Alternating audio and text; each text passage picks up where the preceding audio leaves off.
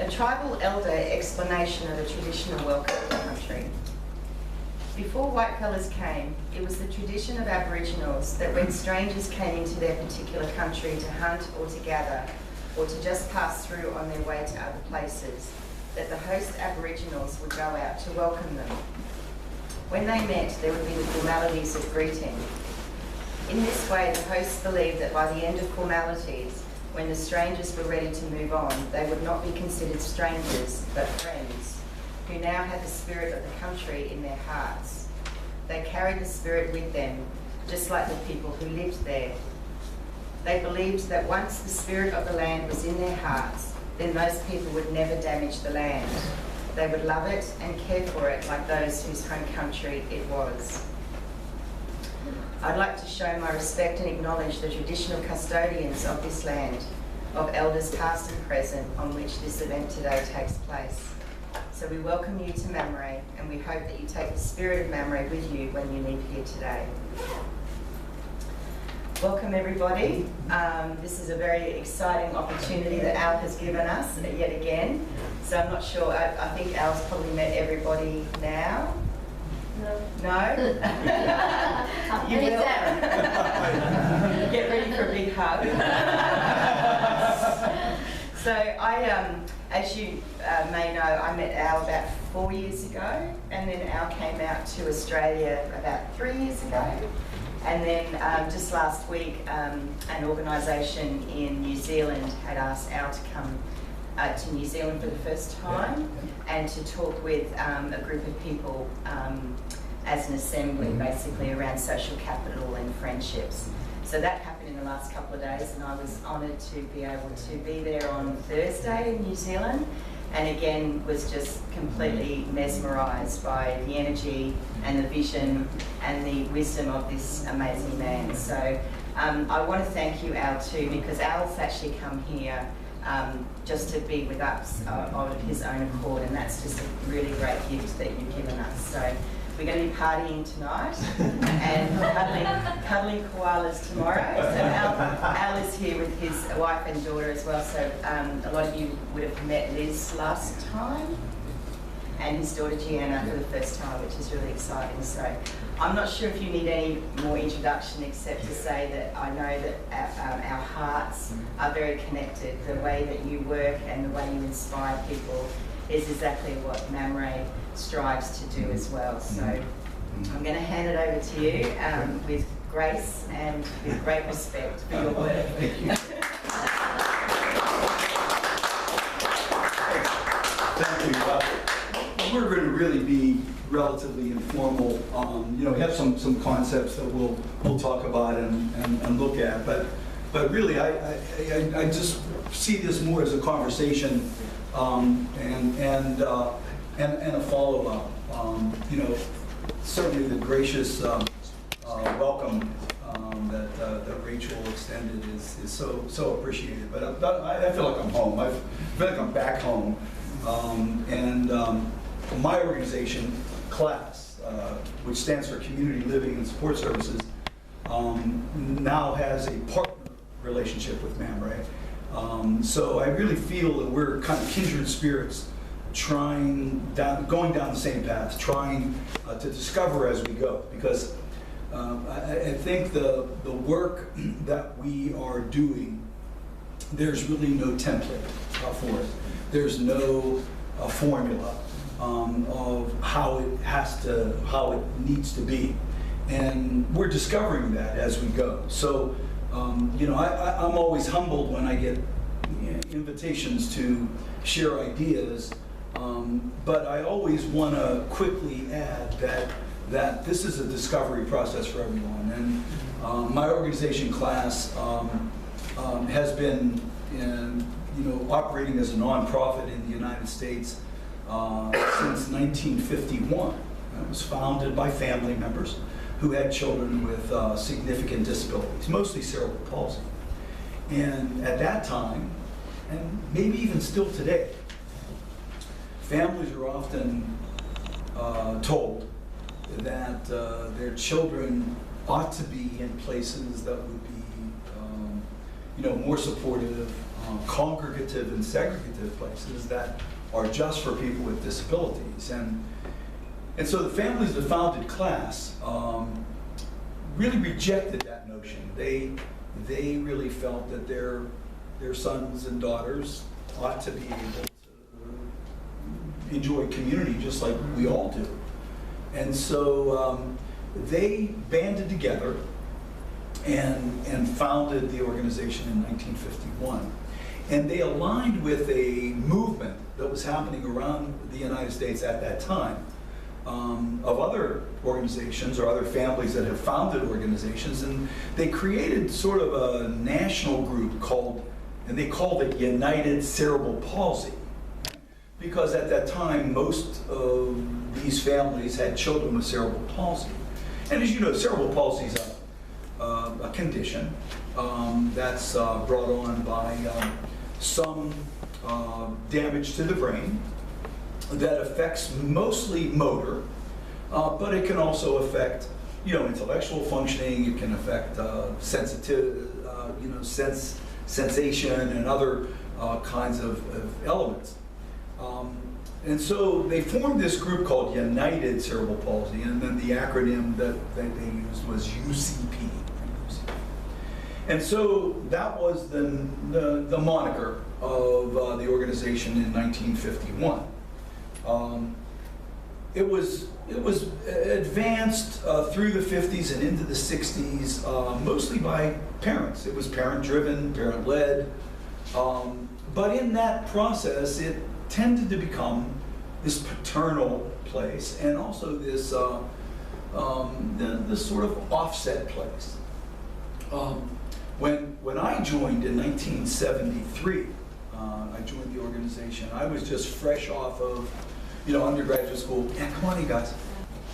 I was fresh out of school and had been really called to the field, like most of you were called or have been called, by either a personal experience or by a real sense of injustice that persons who are experiencing disabilities oftentimes face. And in my own family, with my cousin Carrie, I often talk about, write a lot about what Carrie taught me over the years that we were together. That there has to be more. There has to be something else. I mean, the ultimate goal that every family has for every one of their children, whether they have disabilities or not, is that their children succeed in the community, that they are able to get a job, they're able to then find a place to live, they're able to be able to get around their community, and they're able to have friends and have a life. Right? That's the goal of every parent. And Rachel mentioned my daughter Jean. I have 3 children, and that's been my wife and I's goal for our children, and that's every family's goal. And that was the goal that my uncle and aunt had for Carrie. But along the path, sort of things get in the way. And what we've ended up creating, I think, certainly in the United States, and I think to a large extent in other countries around the world, is this sort of offset reality, this sort of segregative and congregative reality for people who are experiencing disabilities. And so in my path, it's really been that there has to be more than that just having a nice, comfortable place for people with disabilities to go to or to be at can't be enough, and that there's more for us to do. The challenge, I think, that we face today is that we don't have a formula or a prescription for how that should happen. And so often when I get invited to talk about this, I really try to put it in some framework that can be understood. There has to be a pathway to community. There has to be some piece of how this happens for me and you, how it happened for us, that can be applied to men, women, and children with very, very significant disabilities. And so, you know, in my work, when I joined class and since, has been to try to figure that out and to think about it and to study it and analyze it a bit and to share what we're thinking and learning and to learn from others who are thinking the same way, what's the best way to make that happen. And so the real, you know, from a point of view of what's the best pathway to community, the historic approach has really been a micro path. I mean, micro meaning that it focuses on the individual, so it focuses on Carrie and what her struggles are. And so a micro model really looks to, you know, label, and it looks to assess, and it looks to create treatments, and you know, it uses particularly these treatments to try to fix, right? So that's sort of just a classic micro, maybe even a medical model is the best way to understand it. And we all have been experienced with a medical model being, you know, having something wrong with us. And by the way, that's also the start point here, is that there are deficits. Right? There's deficiencies. And so this micro approach really has been the dominant paradigm for serving people with disabilities. They have something wrong with them, that whatever's wrong with them then has some kind of a label or some kind of a moniker given to it. With my cousin Carrie, you know, that in the when she was first born, they do a thing called an APGAR, right, where you look at the baby and you look at their reflexes and, you know, they track with their eyes and, you know, other kinds of more primitive, almost primal kinds of things. And with Carrie, you know, she didn't show some of those APGAR elements that get you to a 10 on an APGAR, right? And hers were down around 3. And so there was some deficits, and the very first thing that they did was then label Carrie. And the labeling that they did with Carrie was, they called her mongoloid. And that was the label actually that was used when Carrie was born in 1948. Was that she was mongoloid. And, you know, and that really just described what her facial features and some of her dysfunction. And then, you know, after the label, then, you know, you really have an assessment of these deficits and what we're going to do about them. That creates a treatment plan that's designed to fix it. And you know, and so this was just the way human services operated. And still today, in many, many places, it's a default.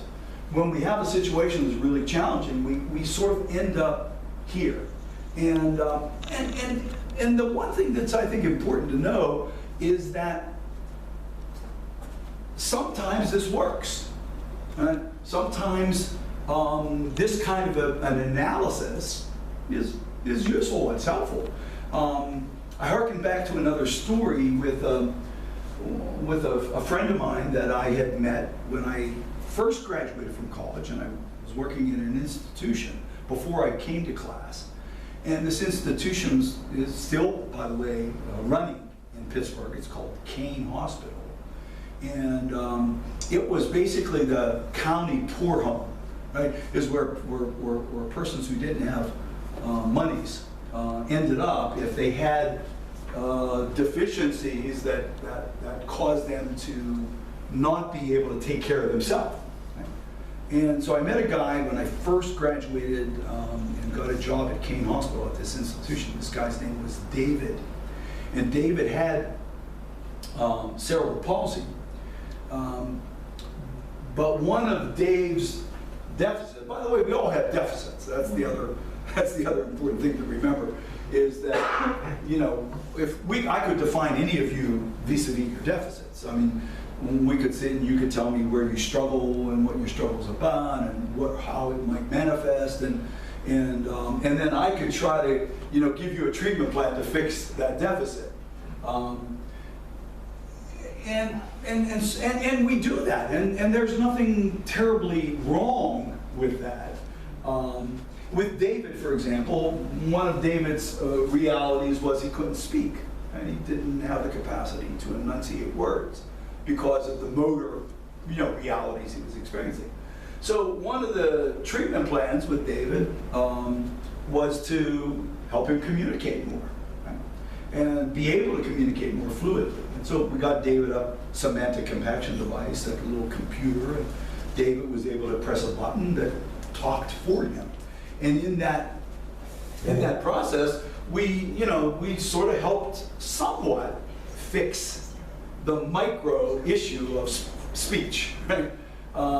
So there's examples of how and where this works that have lured us into thinking it could work for everything, and so it becomes sort of the go-to paradigm.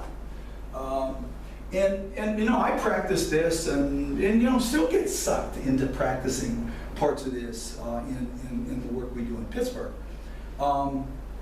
But after a period of time when we were really doing this in kind of a wholesale way at class, we really began to realize that it has its limitations.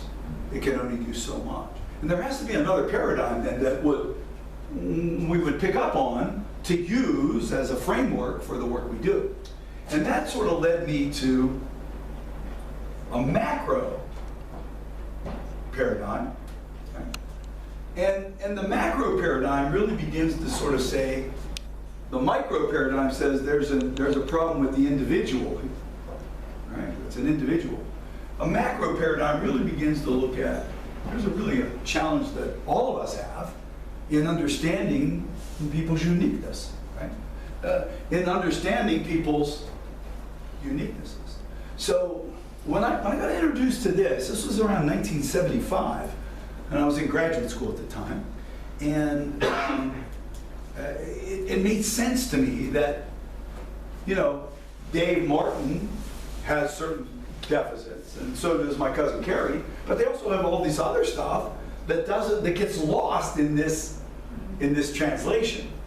And so as I began to think about the macro model in the early 70s, mid 70s, it really presented new options, other tools for us to intervene. And that's what, you know, a group like MAMRA does. You're an intervention organization, right? You're an organization that intervenes with people to help those folks engage in community. That's the ultimate goal, right? A job, a house, a ride, and a friend. That's people's goals. And so, as I started to embrace this macro model, the very first thing we learned was we have to deal with the rules. We have to change the rules of society if we want Carrie accepted or respected, if we want people to take their rightful place in our community. We've actually got to safeguard that people have their rights. Right? So that really made sense to me when I was in the mid-70s. And I thought, wow, look, I'm going to jump into this pool. I'm going to dive right into it because it made sense. My cousin Carrie couldn't go to school because she had no right to go to school.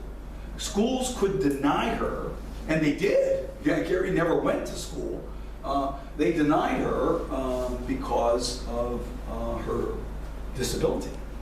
So in 1975, when I graduated from the School of Social Work, really jumped into this pool. The way we're really going to help people to really get all of us to just accept it and change the rules.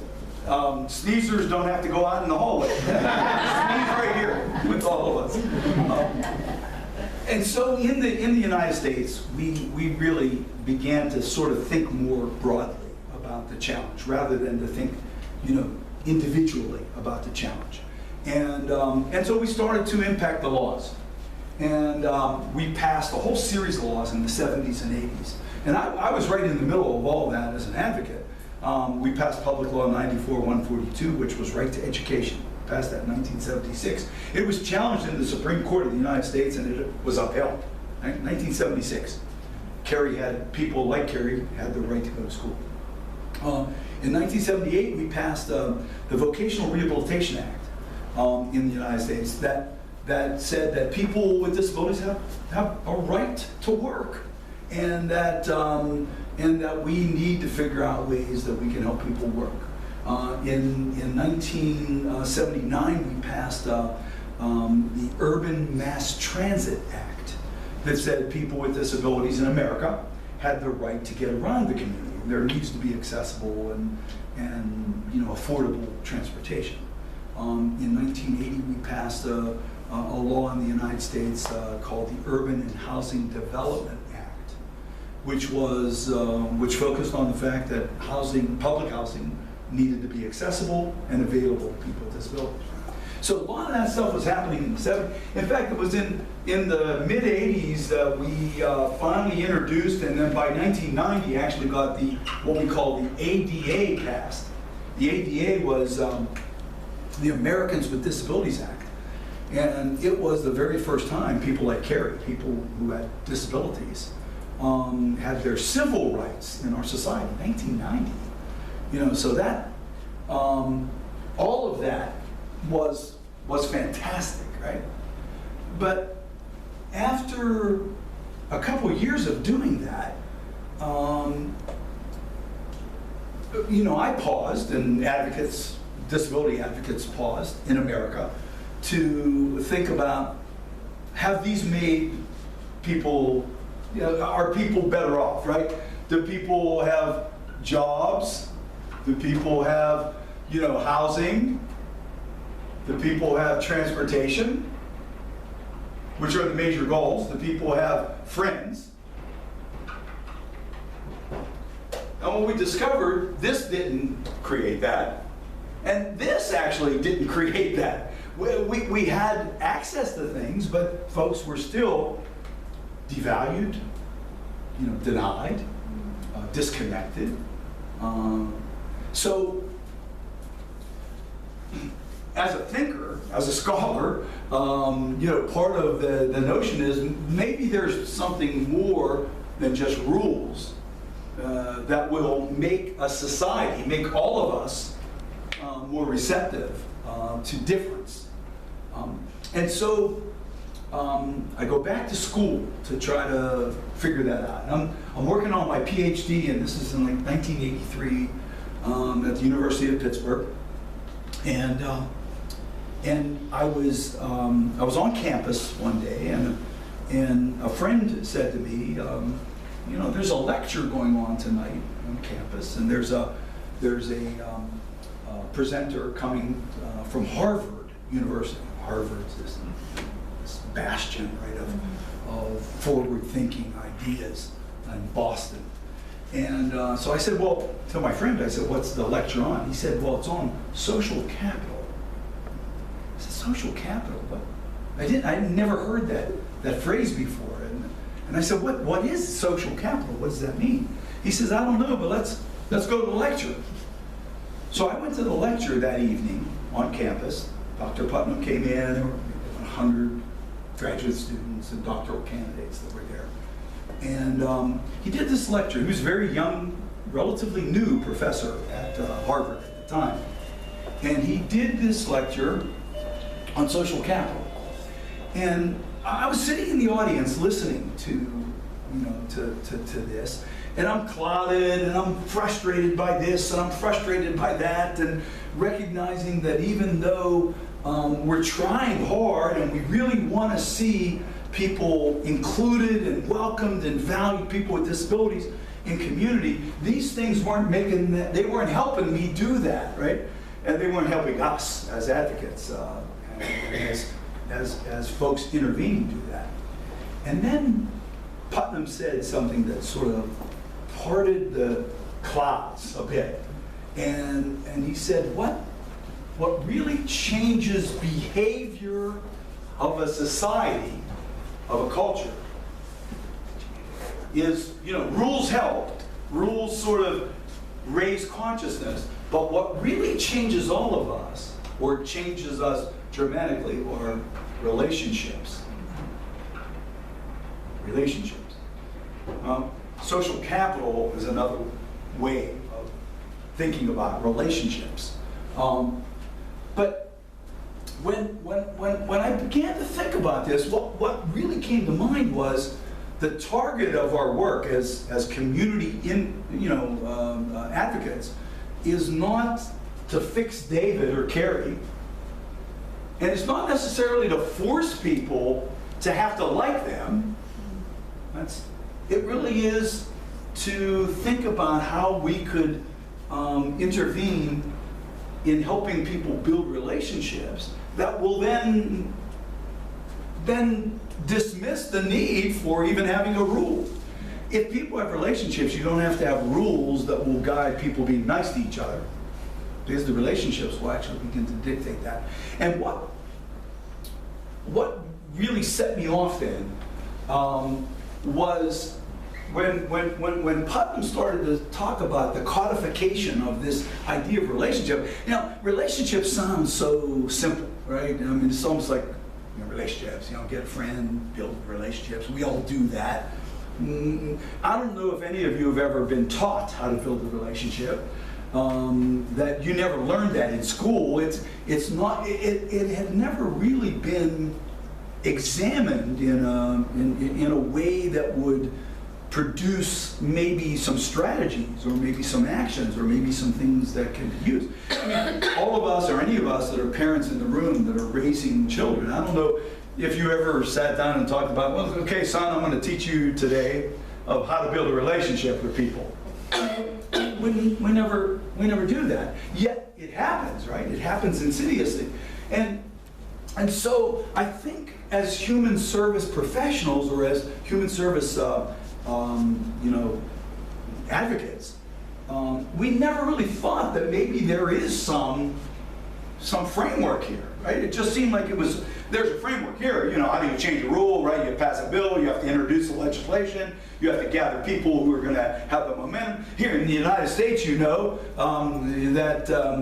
we've elected Donald Trump as our president. And I'm here to apologize to all of Australia for that. And I want you to know that that Donald Trump does not have a mandate to do the things or to say the things that he's doing and saying. It is repulsive to most of Americans. And we're going to resist.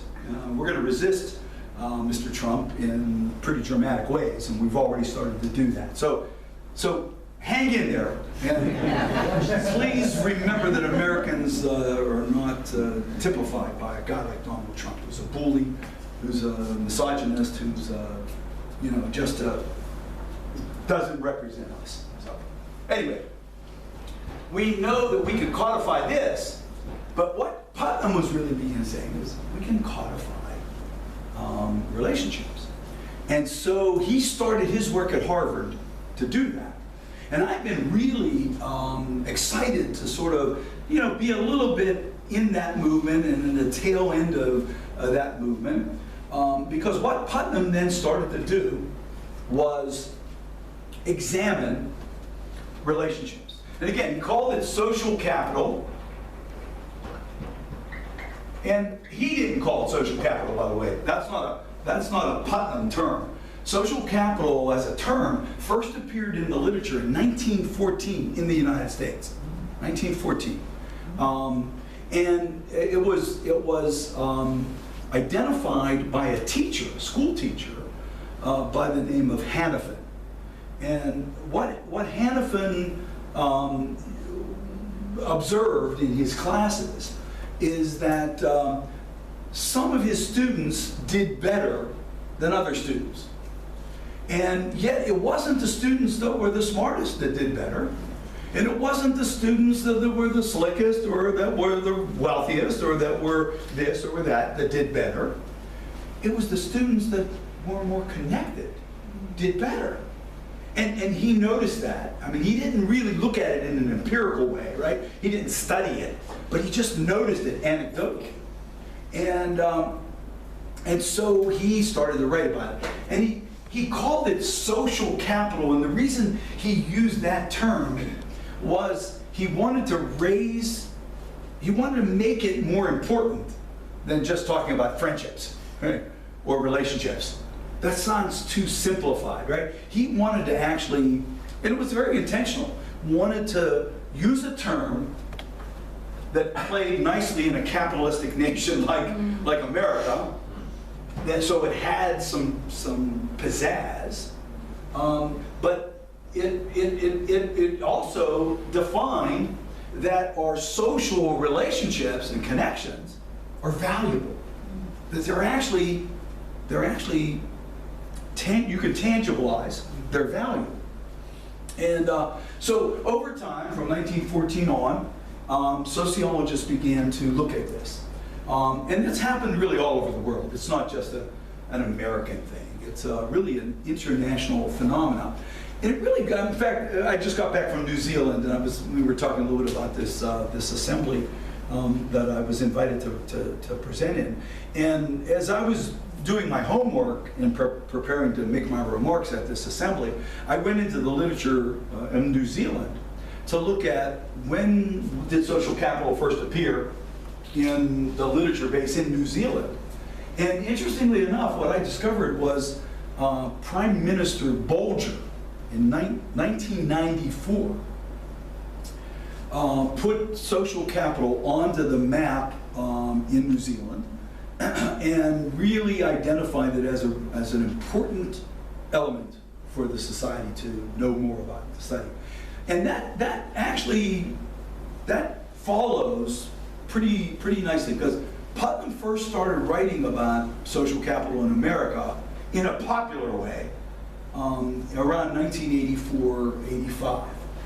And he came out with his first study of social capital from Harvard in 1990.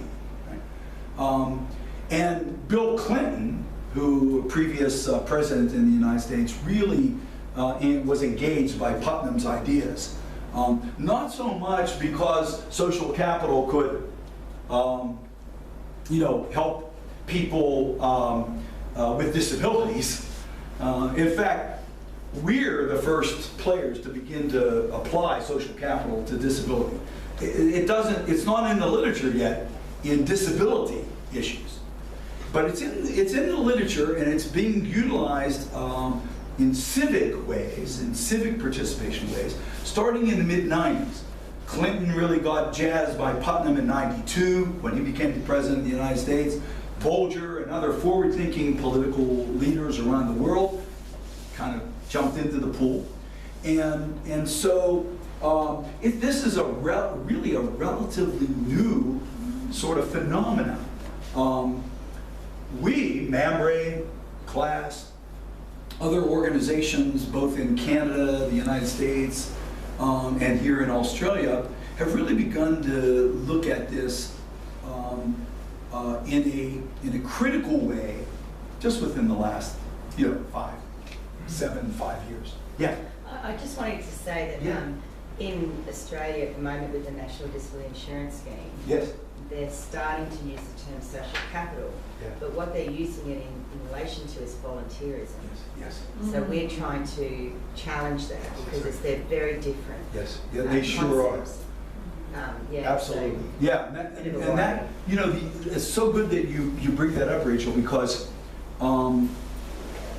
in many ways, this notion of relationships can be undermined as a way of defunding things or lessening the funding to suggest, well, friends will take care of those folks. They don't need intervention.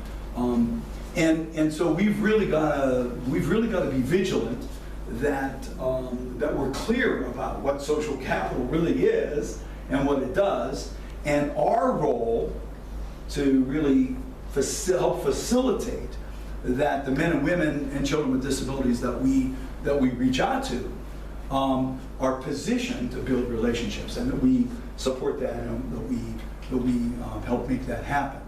But one of the key things that these politicians, Bolger and Clinton and others in the mid-90s understood was that social capital as a construct really did impact certainly these three things, and that notion of friendship is another way of describing social capital. So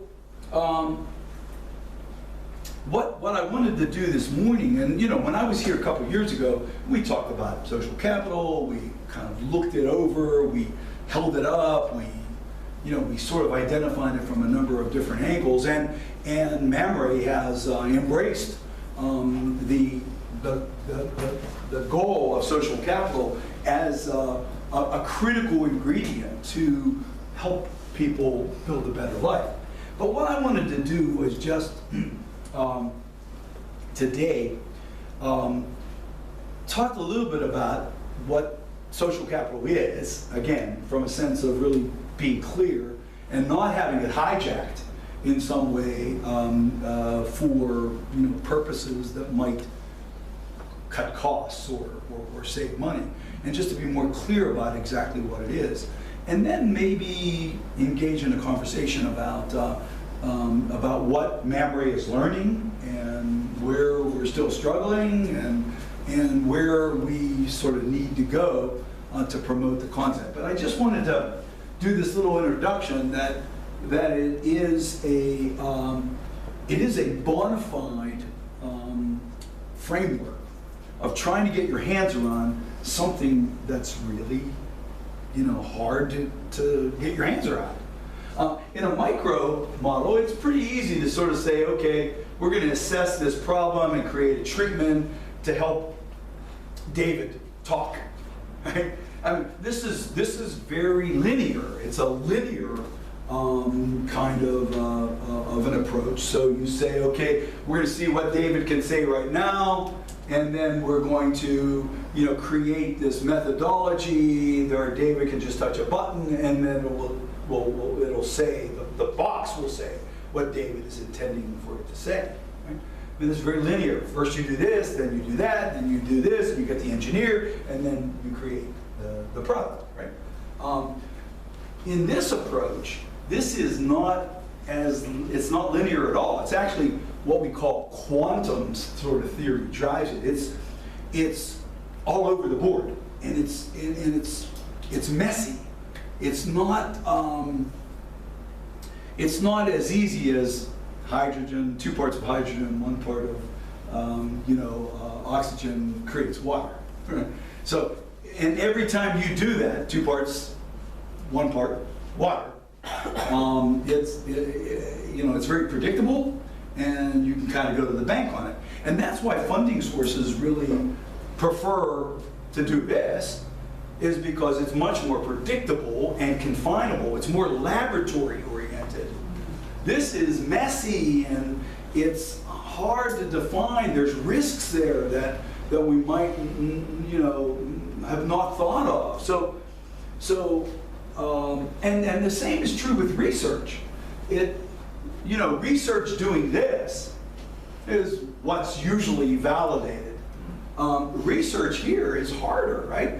And Putnam struggled with that in the 90s. He was really looking at how can we find out how much social capital people have and how they engage. How do we find that out? And so, what they started to create were survey instruments where people were just asked questions. Now, surveys are messy because if I ask you a question, you may not actually give me the answer that really is in your heart. You might give me the answer you think I want to hear, or you might give me the answer that makes you look better. So surveys are oftentimes, then scientists kind of look down their nose at it because it's messy. It's not fully defined. But surveys do give you a snapshot in time. It gives you at least some start point. And that's what Putnam did. Putnam created he called it the Social Capital Benchmarking Survey. And he created that survey in the mid-90s, late 90s. They started to field test it. And then in 2000, Harvard rolled out a large project where they did the survey on 30,000 Americans from all over the United States, right? Rural areas, urban areas, East Coast, West Coast, South, North. And they took all that data. They had 65 questions on the survey. And they took all that data and then they tried to create some benchmarks. But the questions, and some of you guys are very familiar with this because what we did is took Harvard survey and we shaped it a bit. We didn't change any questions, but we sort of shaped it and phrased the questions in ways that, you know, folks with intellectual disabilities or folks could understand the question and then really be able to answer it. And that's what we rolled out a couple years ago here at MAMRE, is we did the survey, and we're still using the survey now. And in fact, prior to coming here, you guys remember, we tested the survey that we had created. It was Harvard's survey. We just shaped it because Putnam, when he did his 30,000 interviews, didn't include people with disabilities. In fact, if the surveyor, when they either called the persons or went to their home, saw that the person had a disability, they didn't do the survey on it. They just dismissed it. And the reason that he excluded people with disabilities was he really wanted to capture what is typical in the community. And sadly, people with disabilities are not typical to community.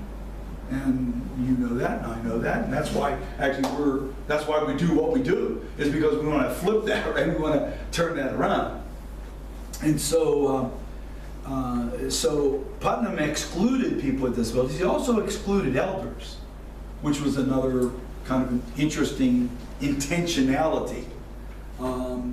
He kind of excluded those two cohorts. And then they looked at 30,000 people who sort of were typical in community. And we know in our society, elders are often dismissed from community, right? Nursing homes and offset settings.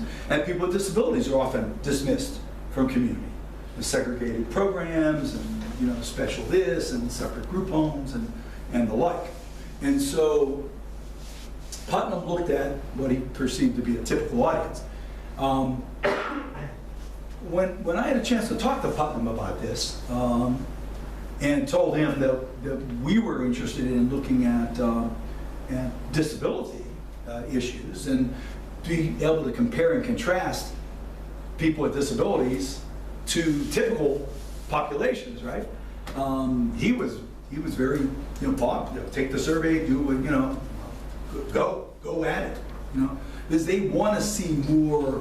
People at Harvard want to see as much information that can really be put out there in this particular topic. They're very, very dedicated to it.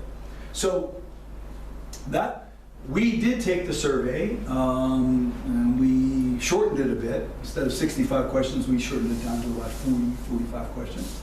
And we did it in the United States and Canada before I came here to MAMRE. In fact, one of our preparations here at MAMRE was to you know, have you guys do the survey on some of the folks that you're supporting, and then to compare and contrast that to what we were finding in the United States. So we interviewed 250 people with disabilities, and in 4 different settings in the United States: Portland, Maine, Pittsburgh, Kansas City, and San Jose, California. Right? So we wanted to try to reach across our country. And then we had 2 partner agencies in Canada, one in Toronto and one in Vancouver. And so we were getting sort of East Coast, West Coast of Canada.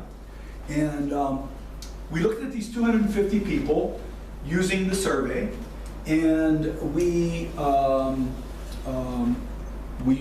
had the University of Toronto partnered with us. So they took our data and they crunched it, and then we compared it to what Putnam had found.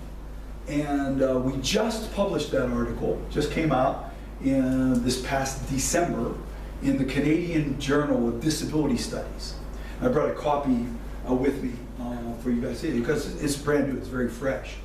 But it's really, to our knowledge, the very first kind of look at social capital and disability that's ever been done. Now, what we did do here was we compared, the population. I don't know, Ian, how many people we. 50, I'm trying to remember. 50 families, yeah. Yeah, and we took that data and just in house. We used SurveyMonkey, and we just compared it to what we found with this 250, and it was pretty similar. The findings were very comparable in your culture as they are in my culture. And that is, people with disabilities were, not as engaged in most things. And often those that were engaged with staff being the primary, catalyst for engagement. So what we want to do is now take this further, and go further with it. In fact, we're in Grace right now in a study, and I just got a new doctoral student to help us finish this up in Pittsburgh, as you guys are already, you have your data in. But we're now looking at community engagement patterns for families who have children with disabilities. And our hypothesis is that families who have children with disabilities will often find struggles when they go to engage in the community. And those struggles might be people looking at them sideways, or not having adequate supports around or available to them, or their child having a meltdown or an issue that makes the family feel that it's maybe easier just to stay at home. And so we think that families who have children with disabilities are less engaged than families who have children that don't have disabilities. They're less engaged as families. And so we took the Putnam survey and we shaped it toward that goal. And here in Brisbane, Ian and David and Rachel kind of quarterbacking all this, we looked at 25 families who have children with disabilities and 25 similar families who have children without disabilities. And we're doing the same in Pittsburgh. We're both going to have 50, cohort of 50, we're using Chatham University as our sort of as our university partner. Chatham is a university in Pittsburgh, and one of my board members is on faculty there, and he runs the psychology department. So he's actually shepherding this through. But it's going to have all the university elements that validate and that focus. So all of this is really new, but for today's purposes, I just wanted to review a little bit more about what we know in social capital, and then have a conversation about it. So let me just pause though for any dialogue or any questions or about the genesis of now this sort of construct, and how it happened and where it's at. This is all so new. It's this is really we're cutting new paths here, and there's no template. There's no formula that we're making it as we go. We're carving the path as we walk it. But we know that it is that it's another, and doesn't replace this. There's going to be efficacy here. It just gets closer to what families are telling us they want for their sons and daughters. We think that this is closer than this to this goal. Any? Yeah, right. One of the things that I also found interesting with the micro and macro was you've probably seen these studies where scientists in the addiction field, psychiatrists, they've done these experiments where they've taken two groups of rats, and one group, there's rats that have all these connections with other rats, and they got them put them with cocaine and heroin, and the ones that are isolated become more addicted to the heroin or cocaine than the ones that have really good social networks. So it's really, and they're actually, I think even in psychology and psychiatry, starting to even use some of that micro model to see that people who do have addictions, a critical part of their treatment is to have relationships with other people. So it's great to see that kind of forward thinking. Yeah, it's absolutely true, and there's a lot of sort of ancillary pieces that are being looked at that continue to complement sort of the corpus here, and that is relationships make life better. Yes. Right? And that not just for us, but for humanity and life forms all over the world, that connections matter. And because it's almost sad that we have to say that out loud and say we've got to prove that, because like in every one of our hearts we know that if you're connected, that you just sort of feel better about life. Now you do cut through. Yeah. Now, and we're building that. That's really helping make the case. Unfortunately, we have to make that case.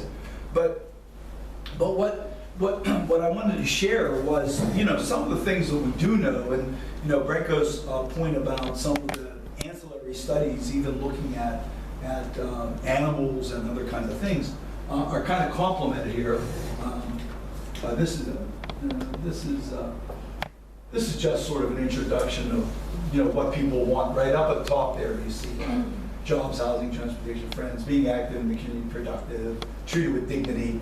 Some of these things are really not the tangible, but the intangibles that we all crave.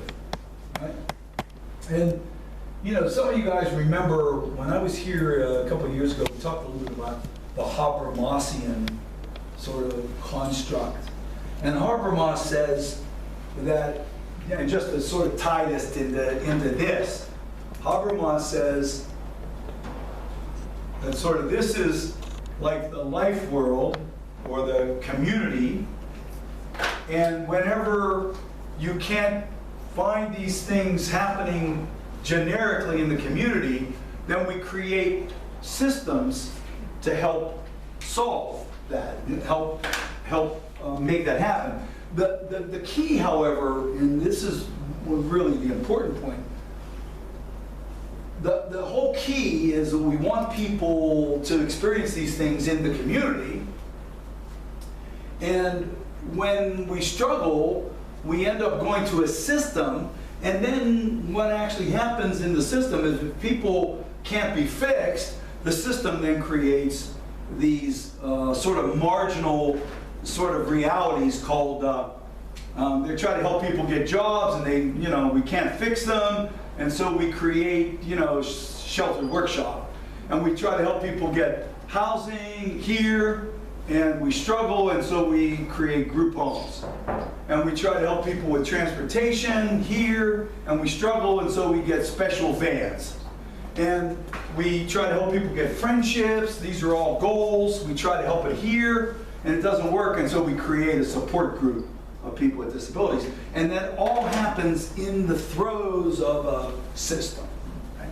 So with that in mind, these human service systems, this whole life world, this micro, this macro, really gets us to think about macro change, right? Micro is much more clinical. These are clinical interpretations, right? Macro, however, is really looking much more broadly. It's harder, it's attitudinal, it's perceptiveness, harder things to measure, harder things to make happen. But macro change now, we can create a little bit more of a community model for it. And we can begin to try to codify it a bit and say, are there things we can actually do in some kind of an intentional way that will really help change the world as opposed to fix the disability.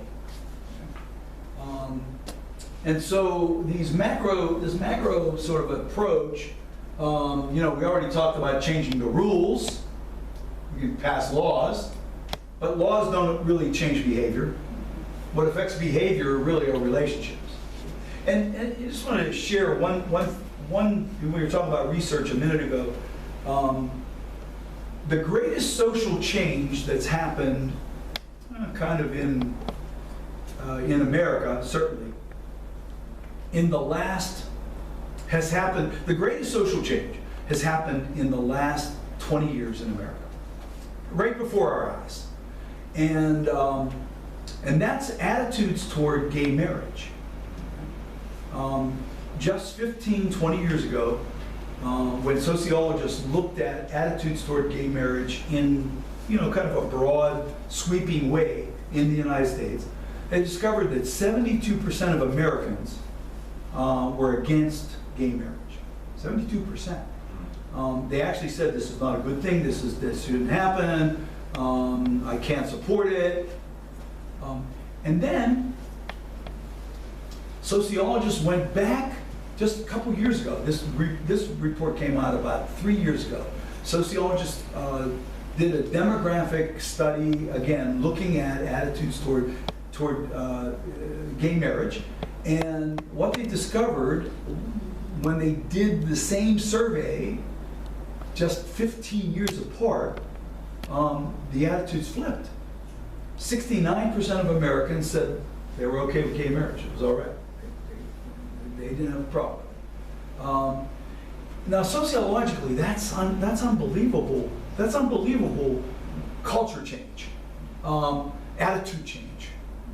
To go from 72% of people saying they're against something to 69% of people saying that they're okay with it, they're for it, they're supportive. How did that happen? How did that attitudinal change happen?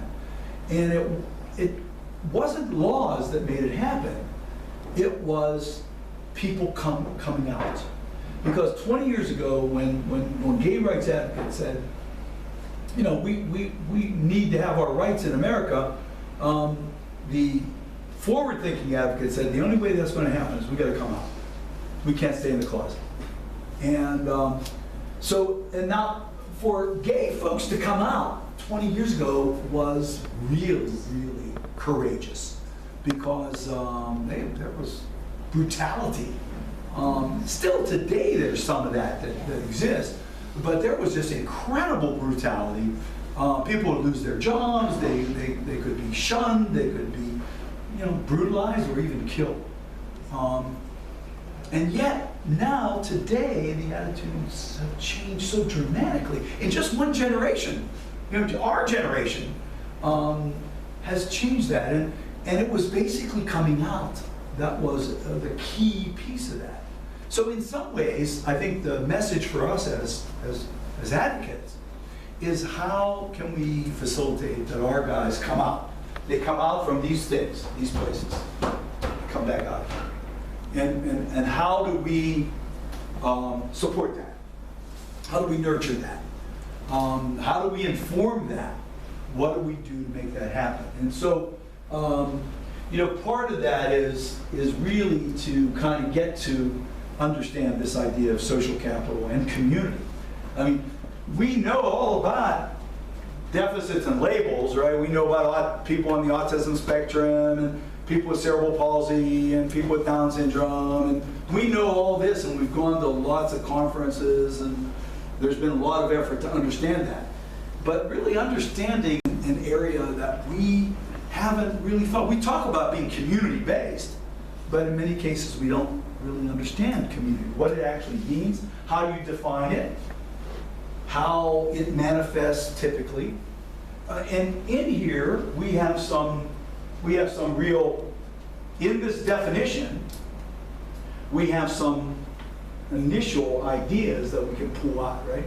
So community is a network of different people. Difference is natural in community. Come together regularly. Regularity now gives us another possible strategy for something in common. So what makes my cousin Carrie or my buddy Dave Martin, what makes them typical or similar to people? And not what makes them different, but what makes them similar. That's a start point. That's a fundamental shift in thinking. Because when people see disability still to this day, they say, what's wrong with that person? Yes. I mean, that's the very first thing that comes out. What's wrong with Carrie? What's wrong with Mr. Condeluci because he's shaking like this? What's wrong with him? And so beginning to sort of, how do we start shifting the thinking from, rather than looking at what's wrong with somebody, we look at what is similar. You see the person. Yeah. But even more than that, how can they see this person as like them, than see them shaking, or see them drooling, or see them, not being able to speak, or whatever initially people kind of focus on, and we know that the different. This is not people's reaction to difference is very predictable. And we know that it's predictable. When somebody sees something that they don't have any knowledge of, they back away. There's a pullback. That's a sociological sort of a reality, and it actually goes back to our defense mechanism that we are coded with.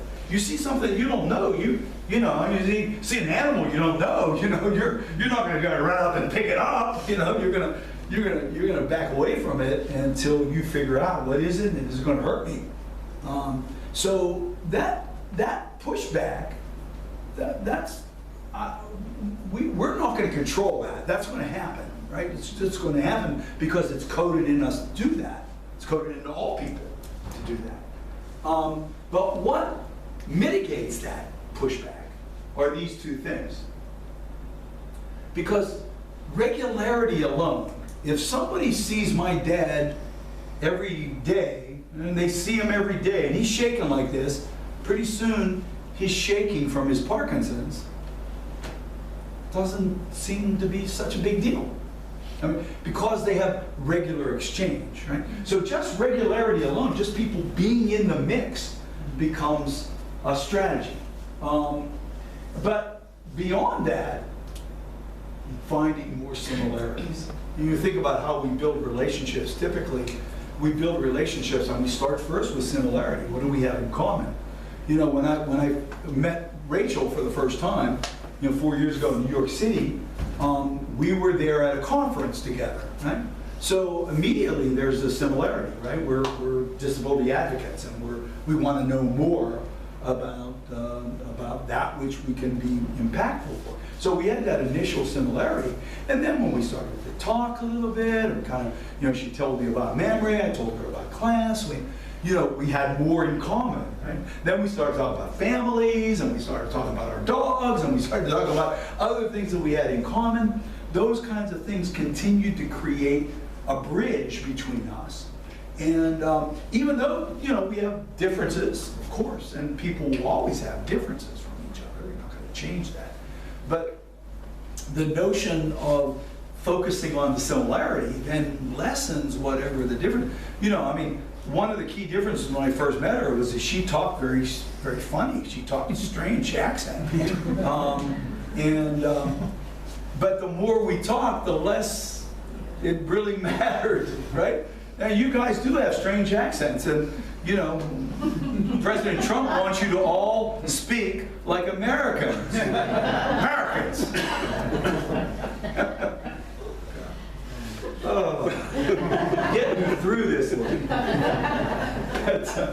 But this idea of social capital, just in sort of thinking about it a little bit more and saying, what other kinds of things could we know about it, or could we learn about social capital that would, again, inform our work to try to do more of this as we try to get these guys bridged back over to here, right? And so, you know, this slide really looks at, you know, sort of 3 levels of relationships. When we first meet somebody, they become an acquaintance, right? So that's the outermost ring of relationships. And all of us have a lot of people we're acquainted with. And the more we see people and the more we find similarity, it moves us then to this level. This is that kind of a more powerful inner level of doing things together. You know, engaging more with each other. And then the more we do here and the more similarity really leads us to really bonding with people. And sociologists talk about this circle of covenancy. This is the most important people in your life, right? And so these 3 levels are really powerful. And I was telling Rachel when we were together just a couple days ago in New Zealand, that in the work we're doing now, and that we're trying to do now, is to really say that, you know, we're doing okay here. We're starting to get people in the community. So we're beginning to do this, and that's really good, and it's a critically important step. But these 2 we're really struggling with. So I've been trying to really focus attention now, both academically as well as practically, on how do people really then begin to build friendships. What does it take? What are the ingredients of building a friendship? And think about your friends that you engage with now. People you go out with, do things, they have them over your home, you go out to a movie together or whatever. What is it about that relationship? What is it about that person that makes you want to be with them and to go to have dinner together and spend, you know, this kind of quality time? What is it? What are those ingredients, right? And so we've been trying to get our hands around that. We've been doing a lot of focus groups now on this. We've been, you know, thinking about it ourselves. I mean, again, we're making the path as we walk it here, that there's not a book that you can pull out, although there is a couple of books we can pull out. And I brought a couple of books that I want to give to Ma'am Ray and for your library. But, you know, there are things that we've begun to sort of think about and write about, but this is still sort of unknown territory, because we sort of think that relationships, you know, how do you teach your child to deepen a relationship? Right? What does that take? How do we fall in love with people? What are the things around that we can then begin to start to maybe coach or support or nurture in the work that we're doing with folks in the community? And it's not just enough to get somebody to go to the church and everybody says, "Hey, hi, Ranko, good to see you," and then they just kind of do their thing and Ranko's sitting, you know, off to the side. What now has to happen? And obviously it's a two-way street. It's not, the onus isn't on saying, okay, we're going to fix Ranko so he can know how to be a better friend, better conversationalist. But for some people who have never really developed the exposure to those kinds of things, it really gets us to have to think that out. Like, how did you learn to be a friend with somebody? Was this something that, you know, was taught to you? Did your, you know, it's this messy stuff that's hard to kind of get your hand around. There's no absolute formula. I always like to use an episode from The Big Bang Theory that I think we watched when I was here the last time, that Sheldon Cooper, who really struggles mightily with relationships, right? And there's... He doesn't. Right. So, you know, he really wanted to try to codify, you know, this idea of relationships, and but the only book he could find that would really help with that were children's books, you know, and even the children's books didn't necessarily, you know, give you the guide to make this happen more effectively. And we stumble and bumble, even you sophisticated people. Stumble and bumble here. Even we stumble and bumble here, even, you know, with those people that we love.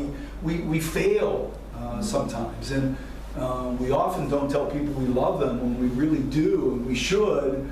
And why? And all of those things are, I think, the next generation of challenge for us in understanding social capital from a sense of it helping make people's lives better.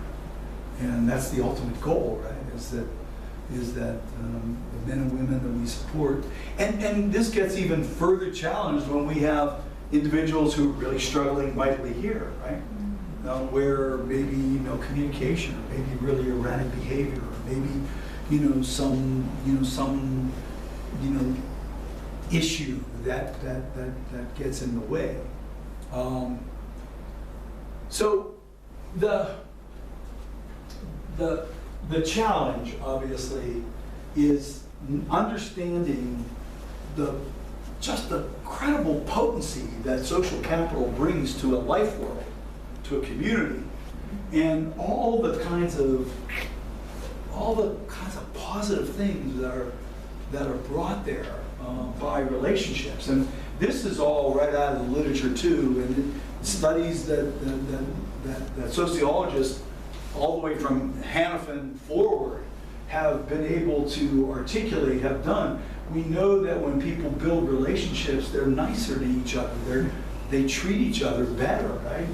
We know that their tolerance levels and respect levels and kindness levels and cooperative levels, they all go up with our relationships. But even, you know, health and the elements of happiness they're enhanced through relationships. Now there's some evidence that health is absolutely tied to relationships, and that when we have relationships, our stress levels actually go down because we know people have our back and they're watching out for us. And when our stress levels go down, that literally we know our immunity systems actually go up, and that we ward off viruses and bacteria in a stronger way when we feel less stress, and that relationships actually promote that. Now, recently I said that at a conference, and somebody pulled me off to the side during a break and said, "My relationships actually bring more stress in my life." I said, I can't comment on that. But actually, you know, relationships challenge us too. There's no question about that. So that idea of stress and stress indicators and immunity indicators, you know, are not. This is not precise stuff. But by and large, no, the research that's been done on healthfulness and social capital is pretty clear. I was just going to say that one thing I've been corresponding with this Australian journalist, and she gave the powerful example of the Rosetto community in the United States, where I think in the 90s... You sent that to me too. I sent that to you, and they were like, out of all the doctors and medical research, we're finding that these people live longer, they have better health. And they went down to, what are they doing? They're all smoking, and eating foods that are fatty. But the key ingredient was that they were generations upon generations of Italian families who lived in the same community, and that by the time this community, people started moving away and going to get jobs and stuff, the community's health actually plummeted to the same level as the rest of Americans. That's right, yeah. But it just baffled the doctors, and they said, we got to go down there and see, and it was social capital. It was relationships. Yeah. You know, a similar study, Branko, that looked at longevity, life expectancy levels, just released, I guess about a year and a half ago, discovered that Hispanic populations in their research pool were living longer than the Caucasian populations, even though all the demographics would suggest otherwise. They had harder jobs, you know, their diets were less rich and robust. They didn't exercise in, the gym because they were their work. They had to work 2 or 3 jobs to economically. So all these indicators were low, suggesting that the Hispanic population should die sooner, and they were living longer. And the researchers at the end of the day scratched their head and said, the only variable this could be attributed to is relationships, la familia, the sort of the notion that people connect. You know, the other interesting thing to that very point is this. When I was in New Zealand, the director of Imagine Better, Tony Blackett is his name, lives in an intentional community called Earth Song. Okay? It's just outside of Auckland in Renew, I think is how you say the community. And so Tony invited us out to dinner and an opportunity to meet the folks at Earth Song. And so, Wednesday night we had dinner there. And this is an intentional community. It's not a disability community. It's not it's just a community of like-minded people. They own homes. There are 32 families that live there. And it's in a tract of land where there's community space. Right in the middle of Earth Song is a community center. And it's space where people gather 2 nights a week. They have dinner. And people don't have to go, but most people do go. And they rotate who's responsible for the dinner. They have community gardens all over the property. We walked around, they gave us a tour. They reclaim all their water. They have the runoff water. The water that they reclaim is used for the flushing of the toilets and some of the other kinds of disposable things that the community does. They intentionally keep cars on the perimeter so that everything inside the community is walkable. It's all accessible, it's just a fascinating effort of building community. People kind of working together and doing things together, watching out for each other, supporting each other. Lots of kids around. No dogs yet, but they have cats. So I was really lobbying to get more dogs there. But it's just an effort of people saying community really matters. And everybody had their individual space where they could retreat to when they needed that solitude or they needed to be by themselves, which we need from time to time. That's just a part of life. But it promoted this engagement, this effort of people being together. And I would really be intrigued to see, how people's health are affected there. How often do they go to the docs? How often do they have a medical problem? And I would imagine if somebody looked at that, they would begin to discover that they're healthier there because of each other. Al, did you know if they had music? I find a lot of intentional communities on one of those nights they have music, singing, instruments. Absolutely. In fact, they have a big piano in the community hall. And the night we had our dinner, one of the residents came up and played, and we sang. And I visited one a number of years ago called the Highlander Center in Tennessee. And in their community, their community center, there's a big round room, and they have rocking chairs. And the guy that founded this community really believed when people rocked, that somehow there was, well, you know, we do it with babies, right? You see, you know, babies fussy, you know, you just rock. And there's something he feels about rocking that makes things a little more gentle and makes people a little bit more human, you know, when those things happen. So there's, you know, these things are really powerful, and they come through the relationships that we find in community. That's been, you know, so documented, so well documented that it's beyond argument. Nobody's really arguing with it. This brings us to one other issue, and that is one of the things we find in micro situations is that it's so individualized and more competitive than macro sort of notions. And that this idea of competition in a society has really been now looked at in terms of its impact and its effect. And Margaret Wheatley said, and this is really a wonderful quote, that one of the biggest flaws in our approach to life is this belief that competition creates strong and healthy systems. And there's really no evidence of that. In fact, it's always cooperation that increases over time in a living system. Life becomes stronger through systems of collaboration, not through the challenges of competition. And you know, researchers have now been looking at this. There's a guy at Harvard. His name is Alfie Kahn.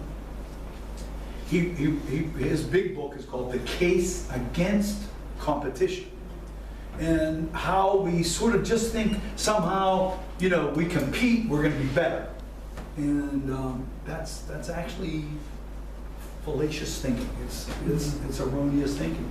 That competition, and especially mutually exclusive competition, goal attainment, they call that, where I win, you lose, or I win and everybody else loses, is actually perverts a society both ways. Because the winner then is now challenged to have to win again, right?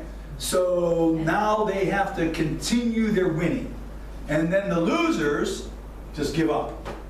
Yeah, I'm never going to be able to be that good. I'm never going to win, so why even try? You know, why even do it? So that notion again of this cooperation and collaboration. Al, just on that, I'm always fascinated, like if you're watching sports, you know, I often hear someone's won a title or a trophy or whatever, the team's won a trophy. And then the following year, it's like the pressure to defend their title or trophy. And you know, so I've heard, you know, different words like they're not really the champion until they can defend. You know, as soon as you've got some level, there's another level you have to get to. And this whole thing of defend, now I'm going to protect what I've got, and you know, and it just goes against the whole focus really of sports. And without question. The other piece to that too, Rachel, that's allied to the very point you're making, is that when somebody wins and now they have to defend their trophy, they have to dedicate more time to getting better. As they dedicate more time to getting better, to ward off other people, they literally, their lives narrow, right? And as their lives narrow, all the good things that can happen through these other things are lost to this narrowness of I got to get better at whatever I'm looking to defend. So this narrowness of life is really what's been found to be, you know, not just dangerous, but it sucks the life out of a community. The other, obviously, the other corollary is then giving up and saying, look, I'm never going to be as good as you, so I'm not going to play tennis anymore. You know, I'm never going to be that good, so why even play? Yeah.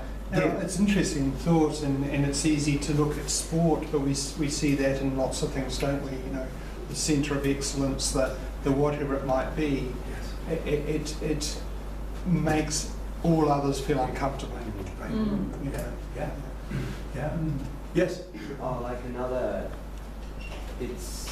example that I've often found is like, say people say like playing a board game or Monopoly or something, and I've often noticed someone who's not playing comes on the scene and often the first question is, oh, who's winning? And I've noticed that's a common thing, like... Yeah, like the immediate knee-jerk reaction, who's winning? Yeah. Yeah. And it's just shut so many things out. Yeah. Yeah, absolutely. That's one of the issues with Trump, isn't it? Because it's like a think home business deal. Absolutely. And you've got a zero-sum game. Yes. You know, so if I win, you lose. Right. If he doesn't get that, then that's it's a dumb deal for the Australian Yeah. to America. So Yeah. And it doesn't want to change the rules. Yeah, and not only that, then you begin to lie and cheat to win more. And that's exactly, you know, embodies what he makes things up as he goes. He dismisses reality. So it's, you know, I mean, it is perverted. It's perverted. But here's what, you know, what's so sad in the society. This gets to the point you were making just a minute ago. You know, who's winning?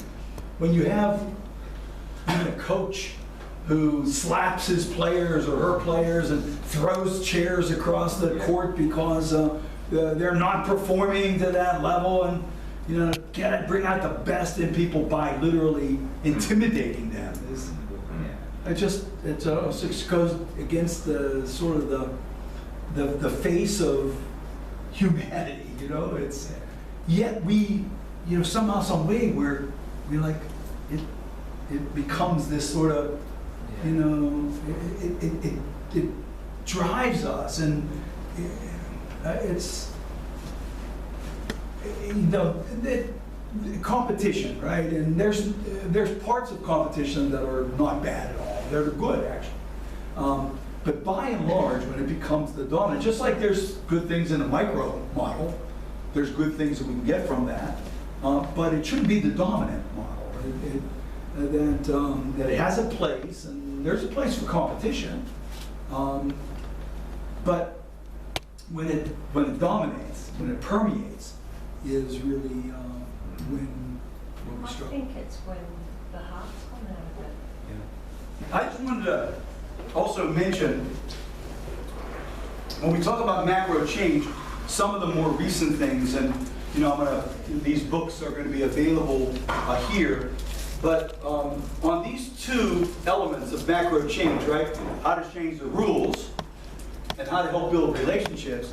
A couple recent books that we did. This book is called the Macro Change Handbook, and it's really more about how do we organize people to make sure that we have the framework of society in support of inclusion. And so we wrote this book really with some organizational strategies in mind, and a lot of examples, both that worked well and other examples that didn't work so well, so that we could share some of those strategies. This book just came out last year, and I'm going to pass this around. This book is a companion book. They're kind of like bookends to macro change, and this is really about relationships. This came out in 2014.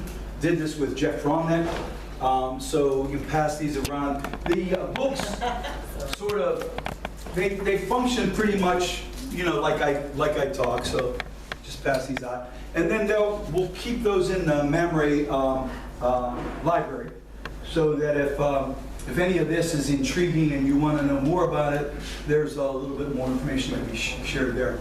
I think too, we've still got some of your books that we imported okay. 3 years ago. Uh-huh.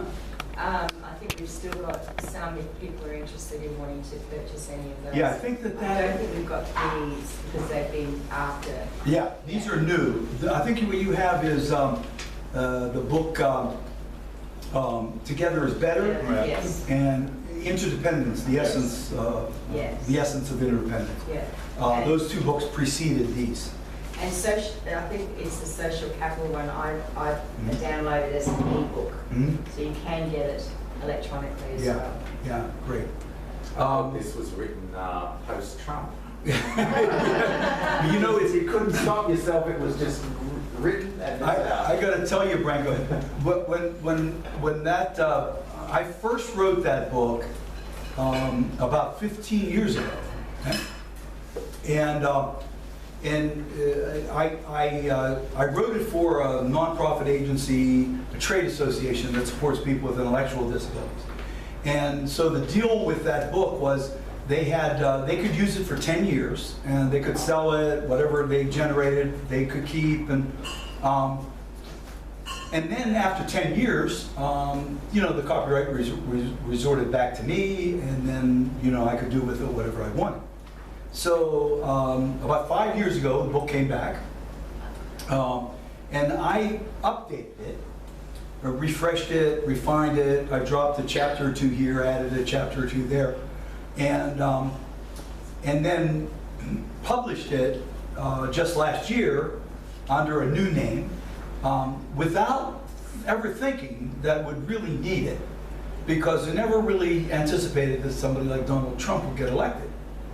So now that book is hot reading, because every group that's organizing now to resist some of the decimation that this guy is purporting to do, or is considering doing. We just have to organize for it. So now, even though it was written 15 years ago, it's like it's not going to really be hot. The good news on all these books is that the royalties come back to class. So, as they sell, as the books sell, it just helps our agency continue to do the work that we're doing. And the interesting thing, I mean, I don't know how true this is, but on Facebook, with all the organisations and the demonstrations post-Trump's election, they traced it all back to one Facebook post that one lady sent out and said, look, I'm disgusted that this man has come, and then from one post, who's going to gather and march on, and then it just snowballed. It just completely snowballed from one, and they were able to trace it back to this one lady, and she just wanted to invite a few friends. It just goes to show how movements can happen. And, yes. There's a great TED Talk video called "How to Start a Movement." And it just goes, you got one person who gets up and starts dancing at a concert, and then the next thing you know, somebody else gets up and they're dancing together, and then the third person, and before you know it, everybody is up and dancing. We heard a great story yesterday about there's a group in WA called the Shirley Club. And this lady who was called Shirley had thought, I want to find out if there's any other Shirleys around. And she put an advert and said, meet, if your name starts with Shirley or has Shirley in its name, let's meet. And the group has grown to 50. And so they meet every year, and they have like lunch at a conference, a Shirley conference. Shirley making out. It's just one person wanting to find out if there's other Shirleys around. They have regular, once a month they meet and have regular dinners and things. Yeah, that just goes to show you that people need to meet and want to meet, and hunger to meet and to be together. And that often it doesn't even matter what the topic is. It could be as simple as our names are Shirley. And that kind of notion about people meeting and people being together is not just part of this conversation of social capital, but it really gets to a little bit of conversation that we should have about the other side of social capital, or the opposite of social capital, which is social isolation. And when sociologists look at social isolation, they've really come to discover that it is as lethal as smoking 2 packs of cigarettes a day. That if you're socially isolated, you are at as risk for bad things to happen to you. You're vulnerable, you're at risk when you're socially isolated. And that now the Putnam, for example, and you know, this quote is emblematic of this point about social isolation.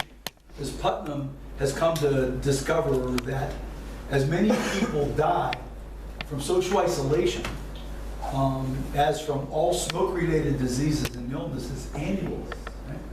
And you know, often when I share some getting people to think a little bit about social isolation, the first reaction that people have is, well, how could you die from? I mean, how does it create, you know, vulnerability for death? I mean, what's behind that? How could he make a statement like this? Where's the evidence, and you know, how does this track? And it really gets you to think about the notion of when people are isolated, how not only at risk they are, but the lack of exposure, opportunities, possibilities, information is also part of that isolation. So it's not just the social isolation, it's really life isolation. When nobody comes to call on you, nobody comes to see you, it's not that you just miss the relationships, you lose out on all these other elements of life. And Putnam took a look at what happened during Hurricane Katrina in the United States about 10 years ago, 11 years ago. We had that terrible hurricane, that storm that came up through the Gulf Coast and really decimated New Orleans and the cities along the Gulf Coast. And when they studied it, they discovered that, you know, a couple thousand people died during Hurricane Katrina. But and that doesn't sound surprising, because you know, you sort of think, well, you know, water's rising, the levees break, you know, people are going to drown. But the reason that many people died was not necessarily, I mean, in some cases through drowning was the cause of the death, but the fact that nobody came to rescue them. Nobody even knew that they were there. They were so vulnerable that they didn't have access to other people, and consequently, because of that, they died. And so the idea of isolation being equated to death certainly plays out in what we know in disability, because we know that in disability, people that experience disabilities die sooner than other populations, almost 15 years sooner, right? And life expectancy tables are pretty clear on that, about 15 years sooner. And we used to think that higher mortality for people with disabilities was tied to, you know, the struggle of their disability. But what we're now learning and knowing is that higher mortality rate is more influenced by them being socially isolated than by the physiological features of their disability. For example, my cousin Carrie is a perfect example.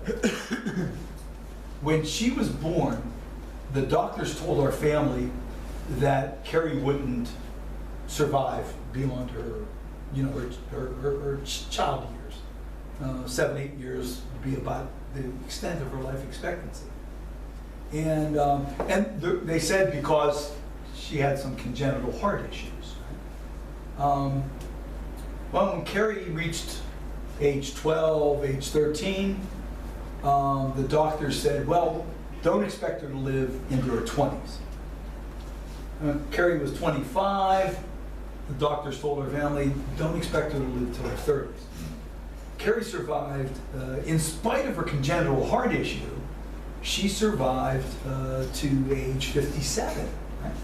So Carrie lived this longer life, and even though her congenital situation, her heart situation, and all the other data that docs knew about Down syndrome was that she would die sooner, but she survived longer, I think it was because of our family.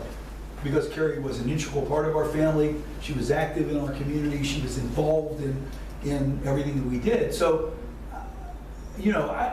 actually seeing that unfold in my own life was, certainly evidence to me personally.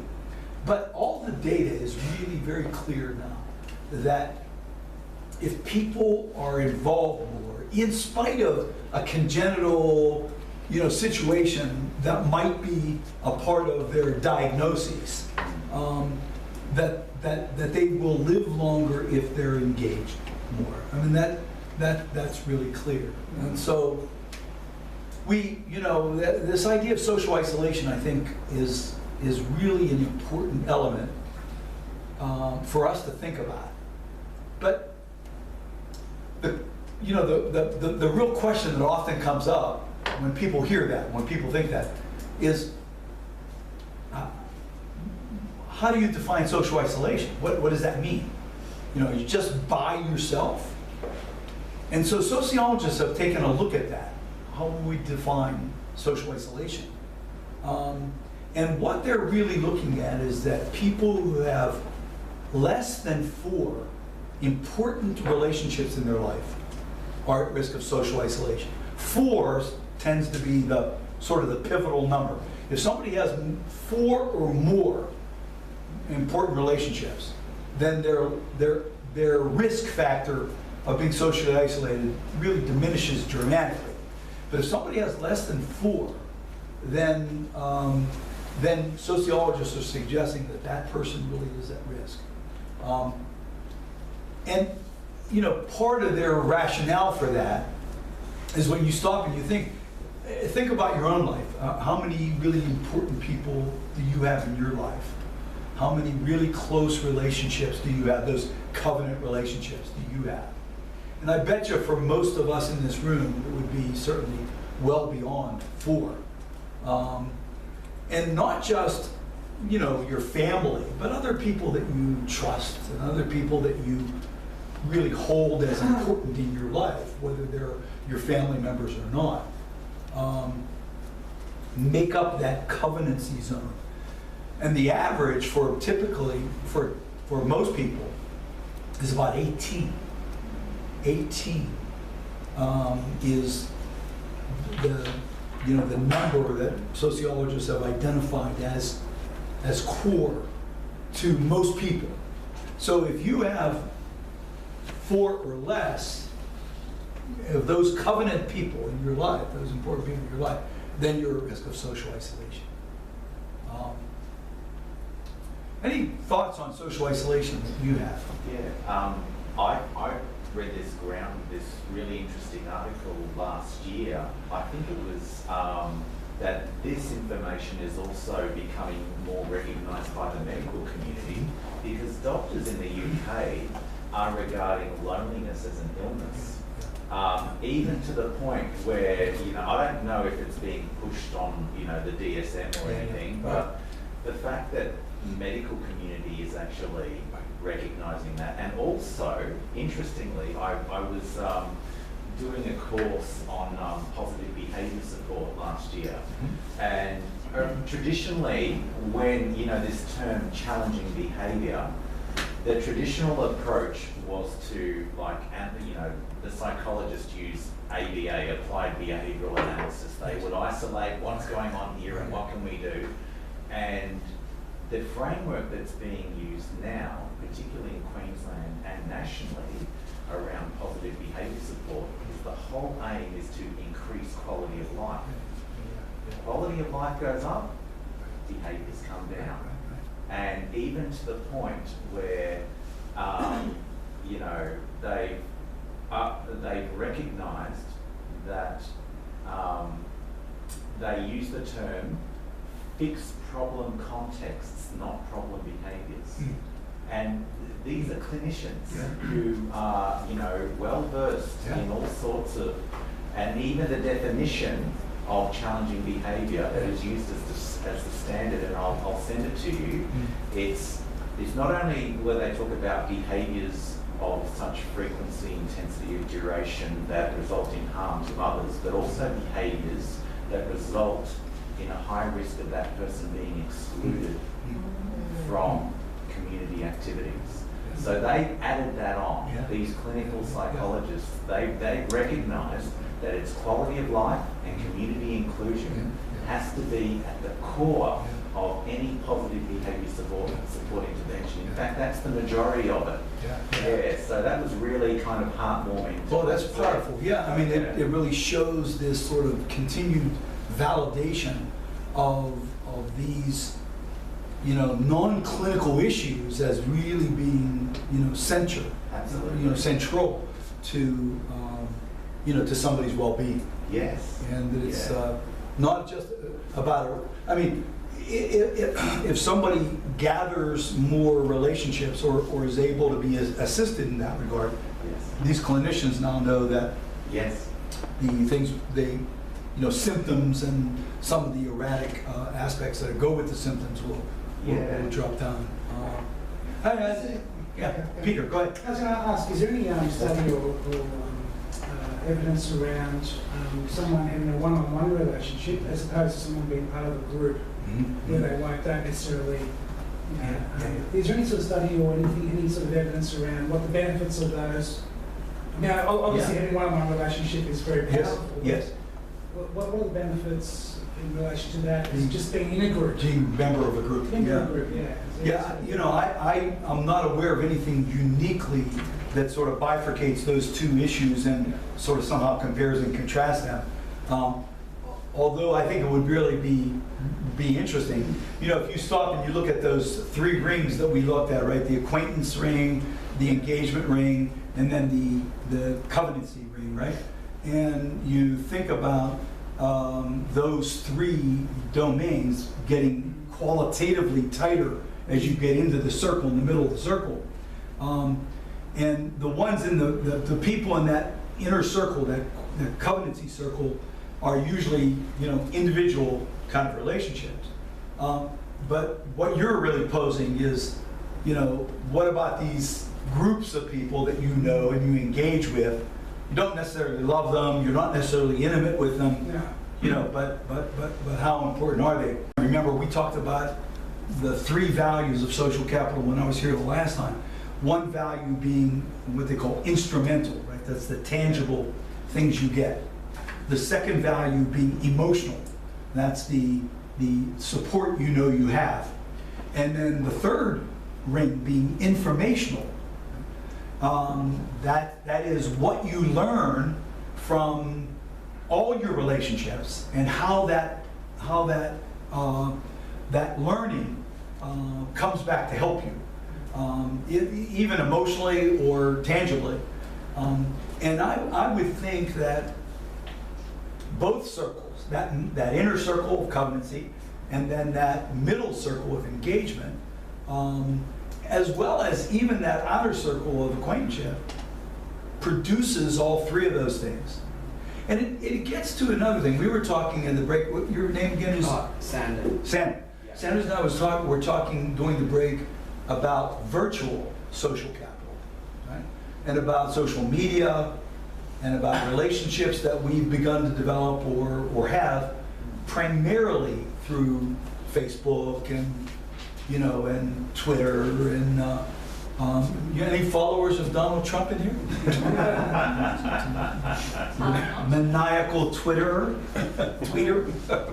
and even LinkedIn. You know, we're these platforms where we have a chance to share things, compare things, talk with each other, see how our families are growing. You know, they're really wonderful tools. And And they continue to enhance, like the relationship that I formed with Rachel when we first met.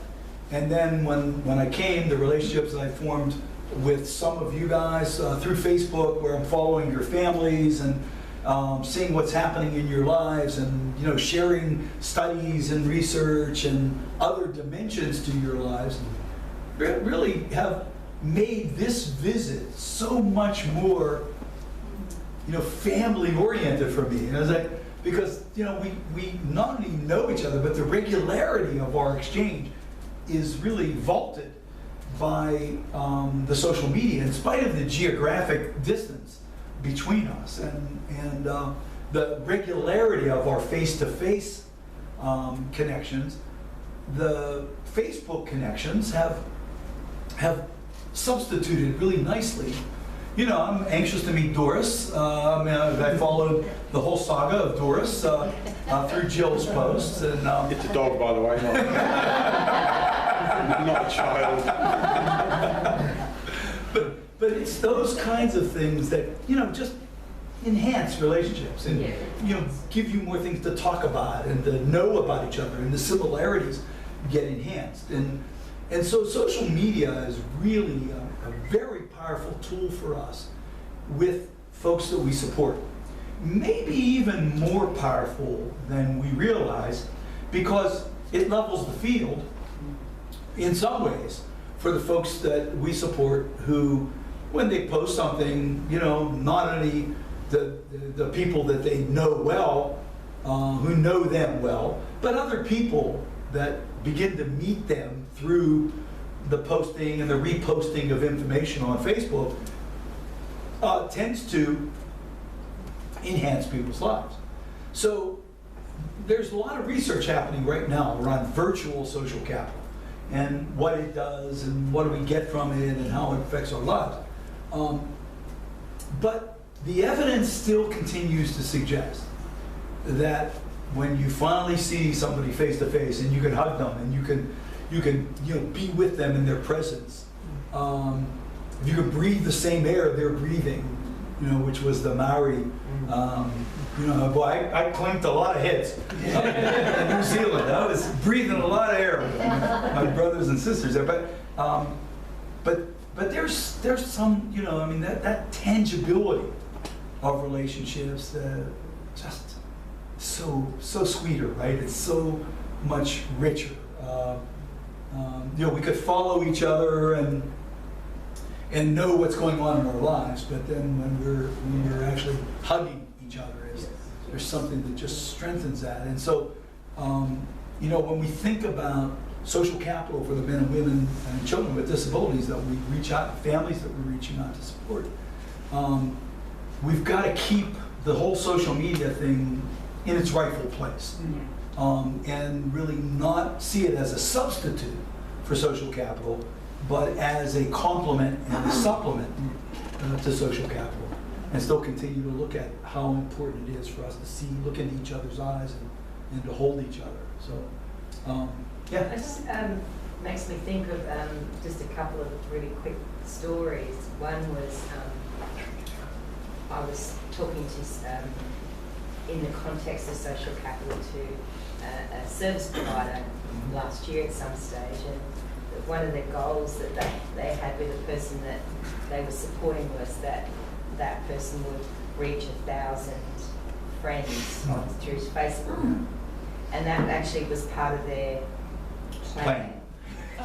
Yeah, and that was sort of held up as this is the way to go now.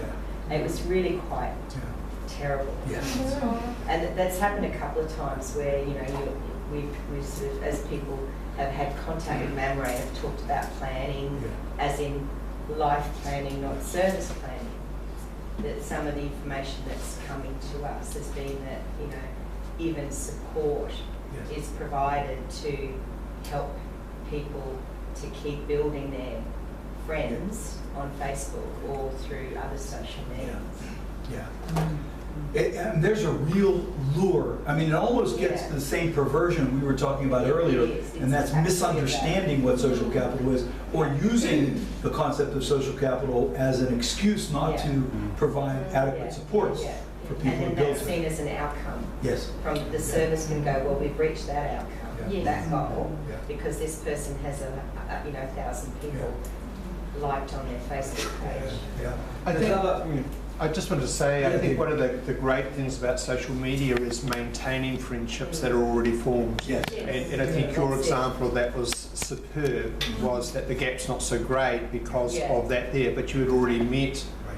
those people and things like that. So it's a great way of maintaining, but I Yeah. don't think it's a good way of forming, if that makes a No. difference. Yeah, no, that's a really important clarification, and I think we've got to keep Yeah. intact. And we've got to assure, Rachel, as you indicated, that it doesn't get perverted in Yeah. ways that, No. now, having said that, though, in New Zealand, at the assembly, and previously in other opportunities that I've had to talk about this and share ideas with people, I was challenged by a couple assembly attendees who are on the spectrum. They're self-advocates who are on the autism spectrum, and they were taking issue with what they thought they heard me say was everybody should have a lot of friends, and if everybody has a lot of friends, all's going to be well, and their life's going to be better. And in some ways, that is part of the message. But these folks were really adamant about the fact that they didn't want a lot of friends. They were uncomfortable in social situations, and that they really sort of felt that if I was promoting, or anybody else was promoting, that friendships become really important and you got to have a lot of them, they were against that. And we know that there are people on the spectrum who really are, from a social point of view, more comfortable when they're by themselves than when they're in a social situation and with a crowd or with people. And I just wanted to toss that out there for your reaction, maybe your reflection, so that we really recognize that social capital has to be thought of strategically. It's not like this sort of like, well, we just spray it on everybody, but that we really think about it strategically. And as I'm getting closer and closer to folks on the spectrum, especially Asperger folks that happen to be labeled on having Asperger's, I'm not so sure that it's about not wanting social contact. I'm not so sure that it's about people just wanting to be by themselves. I'm beginning to think more and more that it's really about being allowed to be yourself within the social context, and that and I wanted to. I think it's also the pressure to be half the relationship. Yes. I think you made an important point last time you came, where we sometimes think, well, if we're in a relationship, then I've got to do half the talking. 50% of the talking's got to come from me. Yeah. And I meet parents that I go around who worry about that. I think, well, my child can't be half the relationship. And I said, well, that doesn't have to be half the relationship. Right. You don't have to do half the talking in a relationship. Yeah. Just be married, that you don't do half the talking. You've met my wife, But it's a misconception, isn't it? Like people think, oh, well, it's half and half. That's right. It doesn't have to be that way. That's really an important, such an important point. Yeah. And it's about the option though. So like where people with disability experience no options around Yeah, that's right. who they engage with and how that happens. Right. But it is the power about, if you're not a person that likes to engage, at least that's your choice. and that it's not something that has been, you know, forced on you, or that isolation hasn't been forced on you. Yeah, yeah. These folks in New Zealand, these folks, these self-advocates that were at the assembly, Rachel, you and I were at, I don't think they were, they were just really wanting clarification here. I don't think they were saying, well, so, you know, social capital is not good for me, I don't want it, you know, you're really pushing something on me that you're, I just think that it's really this recognition of pretty much more to what Peter just said. You know, I want to be able to connect the way I want to connect, and at the frequency that I want to connect, when I want to connect. And I think what really becomes important is to recognize that all of us, no matter whether you're on the spectrum or not, all benefit from the relationships in our lives. And David, you were going to say something? No, I was just going to add on to that. I think sometimes it's you know, if I was to talk to someone, do they have someone they can go to if need be? Yes. You know, so there could be all sorts of, is there someone in your life that you trust? Right. You know, or you know, can ask for help. I just wondered if that's at a different level as well. This is also part of the macro, you know, the macro change model is to say, how do we change the perceptions and attitudes of people without disabilities about disabilities, right? And so most of the time when we think about this, we think about it either physically or intellectually, right? So you see my dad tremors, that's a physical sort of thing, or you see my cousin Carrie, who has an intellectual disability, and we want people to change their attitudes about those things.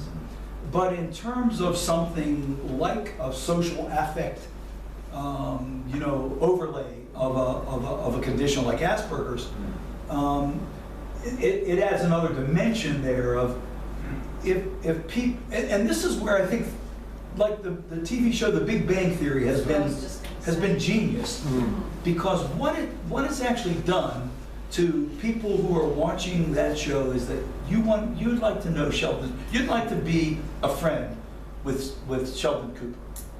As weird as he sometimes is, or as his behavior seems so erratic, he's cool, right? He seems to be cool just as he is. He's cool. I think that's because everybody recognises about themselves and Sheldon. Yes. Yes. The other thing that you just mentioned before too, about being accepted for who you are. Yeah. And that's what is demonstrated in the Big Bang Theory as all of his foibles. Yes. Or other people's. Yes. Right.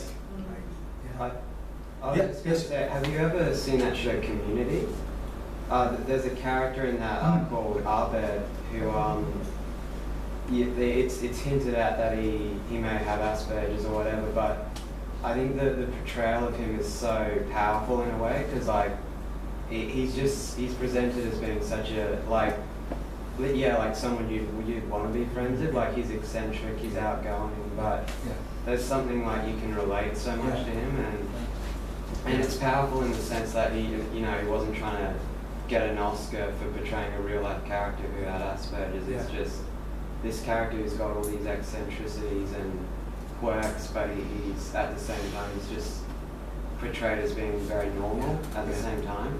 And I found that was such a powerful portrayal of that perception versus how you view it. And in this case, this being on the spectrum or having Asperger's, So where art theater, movies has really a great opportunity to promote macro change and to really get people to rethink their perceptions or assumptions about that which they see. Yeah. Speaking of shows, sorry. Yeah. Speechless. Speechless. That's a big one in America, I heard. I'm not sure. We don't get it here, but I've seen a little bit online. And it's that, acceptance of a person with a disability has someone that speaks for him. Yes. But his mom is looking for someone who would speak for him as a more like a man. Yes. And because they first put a woman you know, as a support worker, you know, a woman is different, both like a woman. And then this man was a support worker, was more of the guy, the friend, and gave him, allowed him to be himself. Yes. But also the being out there in the mum. I really like that show. I don't know whether. You know, I know of it. I don't follow it, but you know, I think that these one. You know, we were talking going to break again, Sandra and I, about the celebrities using their celebrity to really raise attention to other things and maybe get people to start taking the blinders a little further afield in terms of how they think about things. And that again, art, you know, influencing life, and life, you know, really informing art. And those two sort of worlds having an effect on macro change. Television shows and movies and even music are all mediums by which, you know, we can get people to sort of rethink. You know, going back to social media, the other thing for all of us in this room are really in relationship to how we choose to use social media or when we choose to use it. And you know, at the assembly in New Zealand, and you know, most of the time when I have an opportunity in larger audiences to talk about this, I really encourage people to use their social media connections, Facebook, Twitter, LinkedIn, Instagram, other you know, perhaps other platforms that they might be on, to share ideas like this, right? And so I'll urge people in the audience, get your phones out, turn them on, take pictures of things like this and just post them. Put a little note. I'm at a conference talking about social isolation. Really, really intrigued by what isolates people. And just post that out. And it's amazing the social influence we have with other people that are in our circles, especially those people that are not in the biz. You know, they're not in our biz.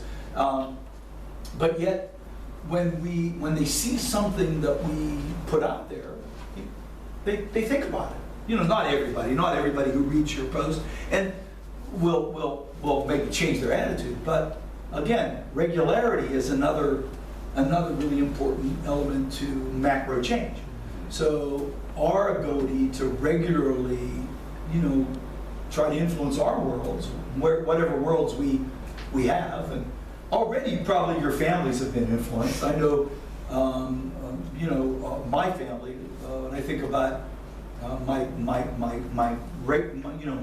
nuclear family, my extended family, all are disability advocates, and the work I do and the people that I bring home, and they've already broadened their thinking, even though, you know, they've never been. An interesting story. I was doing some work in Toronto. This was a number of years ago, and there was a fella that is editor of a magazine in Toronto, who happens to, he had an injury that occurred. His hands got electrocuted.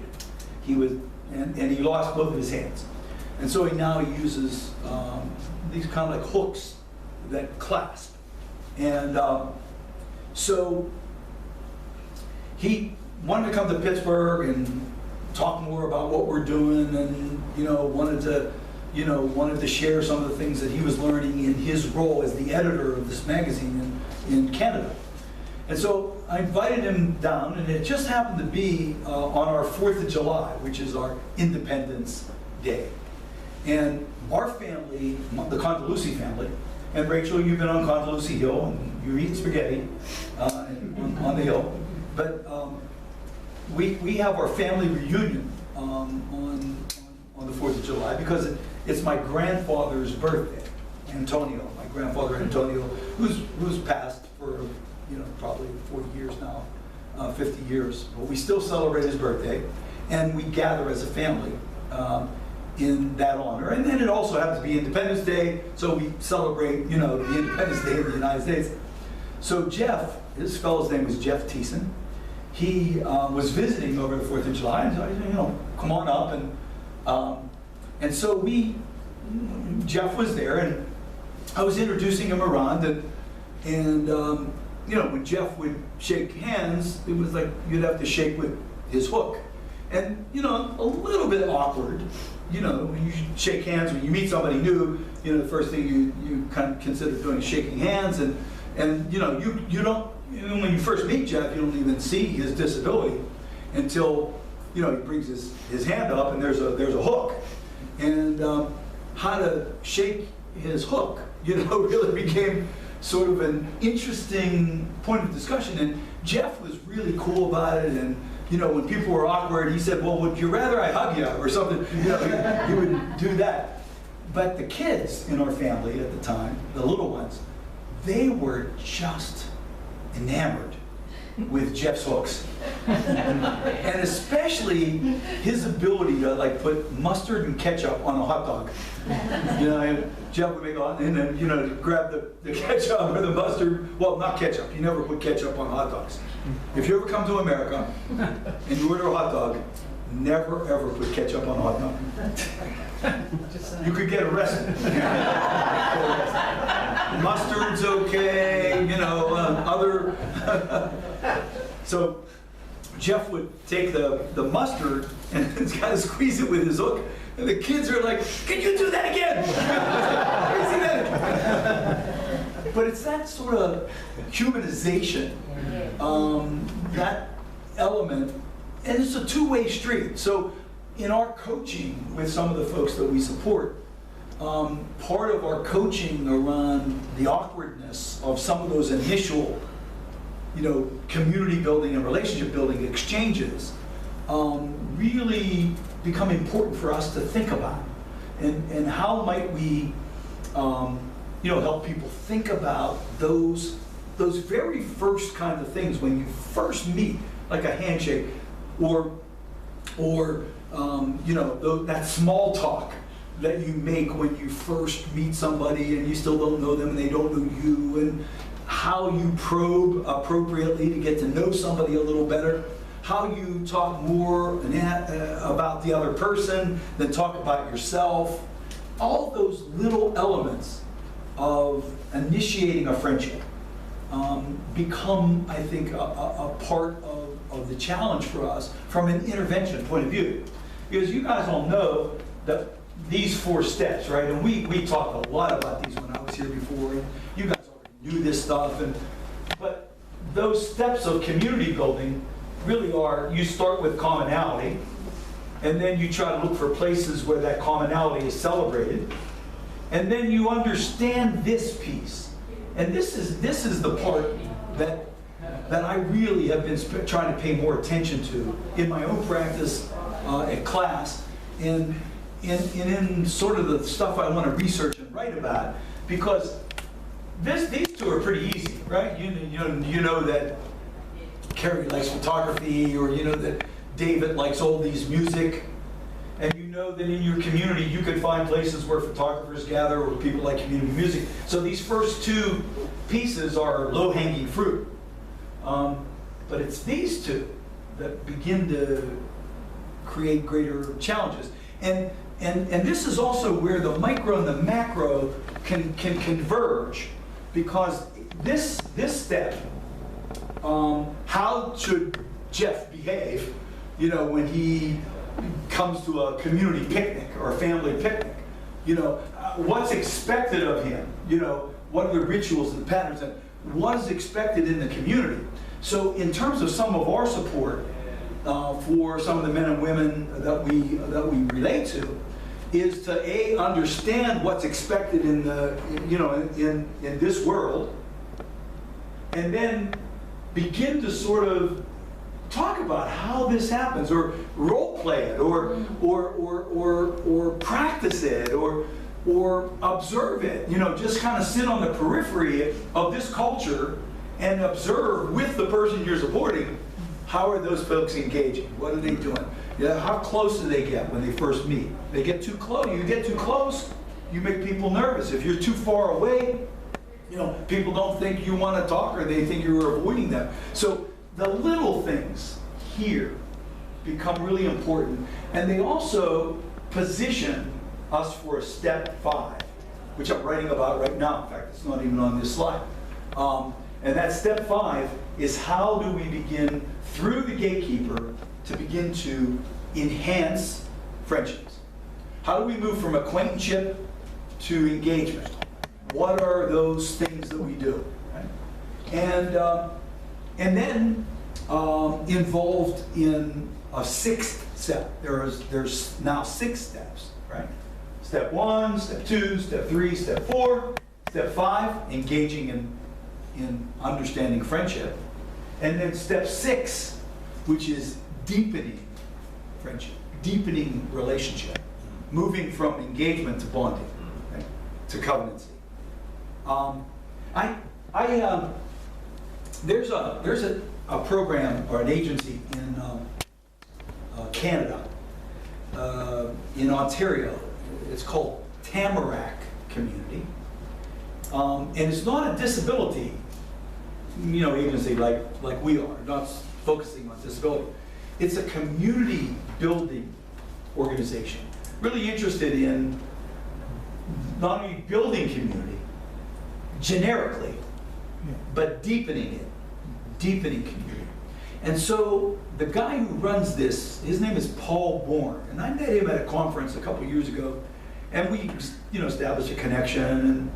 And so he just sent me his most recent book. He just finished a book called Deepening Community. Deepening Community. And so I was very excited to get it, and read it with great robustness, because that's exactly step 6 here. 1, 2, 3, 4. Step 5, friendship building. Step 6, deepening relationship. And so after I read Paul's book, I was conversing. I was conversing with another friend in Ottawa, who runs an agency called Live, Work, Play. They're joining the Interdependence Network, and I've been up to Live, Work, Play now maybe 4 or 5 times to meet with their staff, and then they've been to Pittsburgh, and we've compared and shared, and so my last visit, which was just in October, to Live, Work, Play in Ottawa, we focused the whole day on deepening relationships, right? Because they've been doing great things in Ottawa, getting people connected. They jump right into this stuff quickly. They've even really, been doing great things here. But where they're really struggling is that people are still on the periphery of community. They really haven't moved into it and deepened it, in terms of the relationships. Because how you are deeply embedded in a community or in a relationship is really more of a feel. Like just stop and think right now, your deepest relationships, right, that you have. What is it about that relationship that has deepened it? How do you know that relationship is deep? What are the signals you get? What are the contributions you make? Talking about the 50-50 thing, Peter. What do you do in those deeper relationships? And what do you expect? What do you expect in those deeper relationships? And then if you don't get what you expect, how do you react to that? This is all virgin territory here, because, especially in disability issues, because nobody's really looked at it or paved it. And these are the things that I think Mamre is really positioned to lead us, to help lead the cause in. This idea of how do we strengthen a friendship, And how do we deepen a relationship? Because if you stop and you think about what we've done up to this point, Mamre is really one of the, international leaders in this. We've gotten people into the community, and we've gotten people, engaging a little bit more, and, members of the club, so to speak. But do they have any true friendships there? And if they do have some true friendships, do those friendships have the potential to be bonding relationships, deeper relationships that are almost covenant in nature, where if that person is in a jam, that friend will be there for them. Which is maybe the simplest measure of a deep relationship. If you're in a jam, if you're struggling with something, who's going to be there for you? Who's going to be there for you? Yeah. They say that obviously the measure of a true friend is someone who'll help you bury your body. Maybe you will win. Yeah. Just my Is friend. that a Godfather quote? Is that boring? Yeah, someone will help you bury your body, yeah. Well, I think it is the contributions though that people make. What's that? I think it is the contributions that people make in your life Yes. that then you subconsciously maybe value them more, if they are there to do those things for you. Yeah. They are there to borrow a gurney off or whatever, that's just been emails this week. But it is about those contributions people do make, I think. Yeah. But it's each person's values the other person's contribution, not, like Peter said, it doesn't have to be half the Right. conversation, doesn't it? No. Yeah. Me and my husband, half the housework, or he's in trouble. You know what I mean? But it's, I don't want to laugh about it. No. It's those things. I've watched a young man who comes to our bowls club, and once he was contributing in different ways, I saw a whole new level of how people then valued him. Yeah. And it Talk a little bit more about that. That's Okay. So he's a gentleman with a disability, and he come along to the bowls club what's the name of the club? at Norman Park. No. Oh, it's a bowling, lawn bowls. Oh, balls. Okay, Yeah, you talk about sorry. balls club. Sorry. I was wondering if this is the club I want to join. Okay, I get you. Yeah. So doing a bit of work experience, and then he contributed by saying to him, "You're doing your recycling really wrong. You can make some money out of this." And he then got a job because he did. Because they made enough money out of it to pay him for that, so he got a job there. But he also was able to demonstrate other things. One is photography. And then people saw that again as a different light.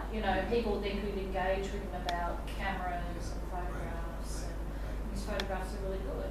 Go up on our Facebook page and all that sort of stuff. So, and then he demonstrated that another time is that he actually can play music, and held a fundraising event, and they raised a lot of money. Him and his family are all musicians, and so out of that they actually got gigs. So that brought another level, another layer in. But he was contributing to the community, so people then saw that as values. I think. Yeah. So. Great example. And not everybody with disability is able to do those levels. Of course, No, of I know course. that, And of course, the more challenged somebody is, the more challenging this whole process is, because the difference gets further accentuated, and the distancing from people because of the accentuation of the difference makes that bridging that much more challenging.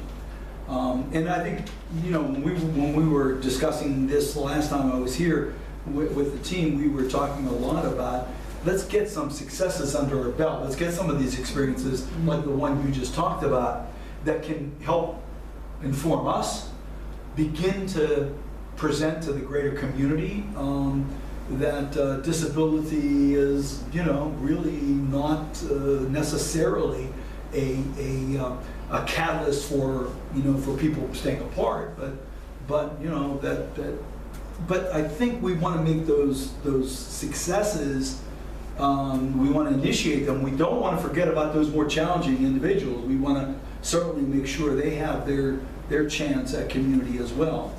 But we need to have these successes, because these kinds of successes fuel us. They fuel the Mamre community to continue on and to go a little further, to get not just more people into these first four steps, but then to have the conversations and the dialogue necessary to say, how can these relationships get enhanced and then deepened to competency? I think the examples are also great because they educate people. Because I think part of the issue is misconceptions about what a relationship could look like. And so and because of the misconceptions, people don't start. Yes. And so they can see that there is, what a relationship could look like. Yes. It doesn't have to be a 50-50 relationship, and it can be other forms of it. Yeah. People will start and then travel down that road and experience the deepening in stages rather than having it straight away. And you guys remember, there it is. You remember from the last trip in, we spent a lot of time in this finding the venue or really going back to, finding the venue and understanding the venue. That understanding the venue, really focusing in on what's expected, right? And then this gatekeeper piece, which we talked a lot about when we were here, and I know you guys continue to enhance and develop that, but finding those sort of, when you think about the community, finding those people in the community who are at the borders and willing to reach over and invite that other person in. Who's willing to do that? And how would we know those people? And remember, we did a couple personality sort of things, tests, and we played around a bit with that. But really thinking about who are the kinds of people in the community, they're in the life world, they're over here, who are willing to reach across the border of disconnection and invite Carrie or David or the person you're supporting into that life world. And the reason they're so important is a sociological concept that we talked before about, value juxtaposition is what it's referred to. It's a big word, but big phrase, but it actually just means when somebody who's valued, reaches out for somebody who is devalued or maybe at risk of being devalued, that person, when they're together, that person who's devalued, their value starts to rise a bit in the eyes of the other members of that community. And so that notion of finding that linking point into this world, into this life world, becomes I think the challenge. And any reactions or thoughts on that in terms of experiences? Rachel, you had a point, and then Brad. Yes. I think has actually had quite a profound impact in some pieces of work that Mamre has been doing. But I'm interested, I suppose, to kind of tease out that tension between when, like the role of paid people and the gatekeeper type roles. So I suppose the first example that comes to my head is that recently we started to support a young woman in Townsville. And several of us went up there to meet the staff and talk with her about what she wanted her life to look like. And some of the questions that we started to kind of ask around when we were looking at what the possibilities were and what this person's strengths and interests and passions were. Through those conversations, like one of the staff members there said, my husband is part of a music group. I'm going to talk to him to see if there's some opportunities there. Somebody else at the table said the person that lives behind me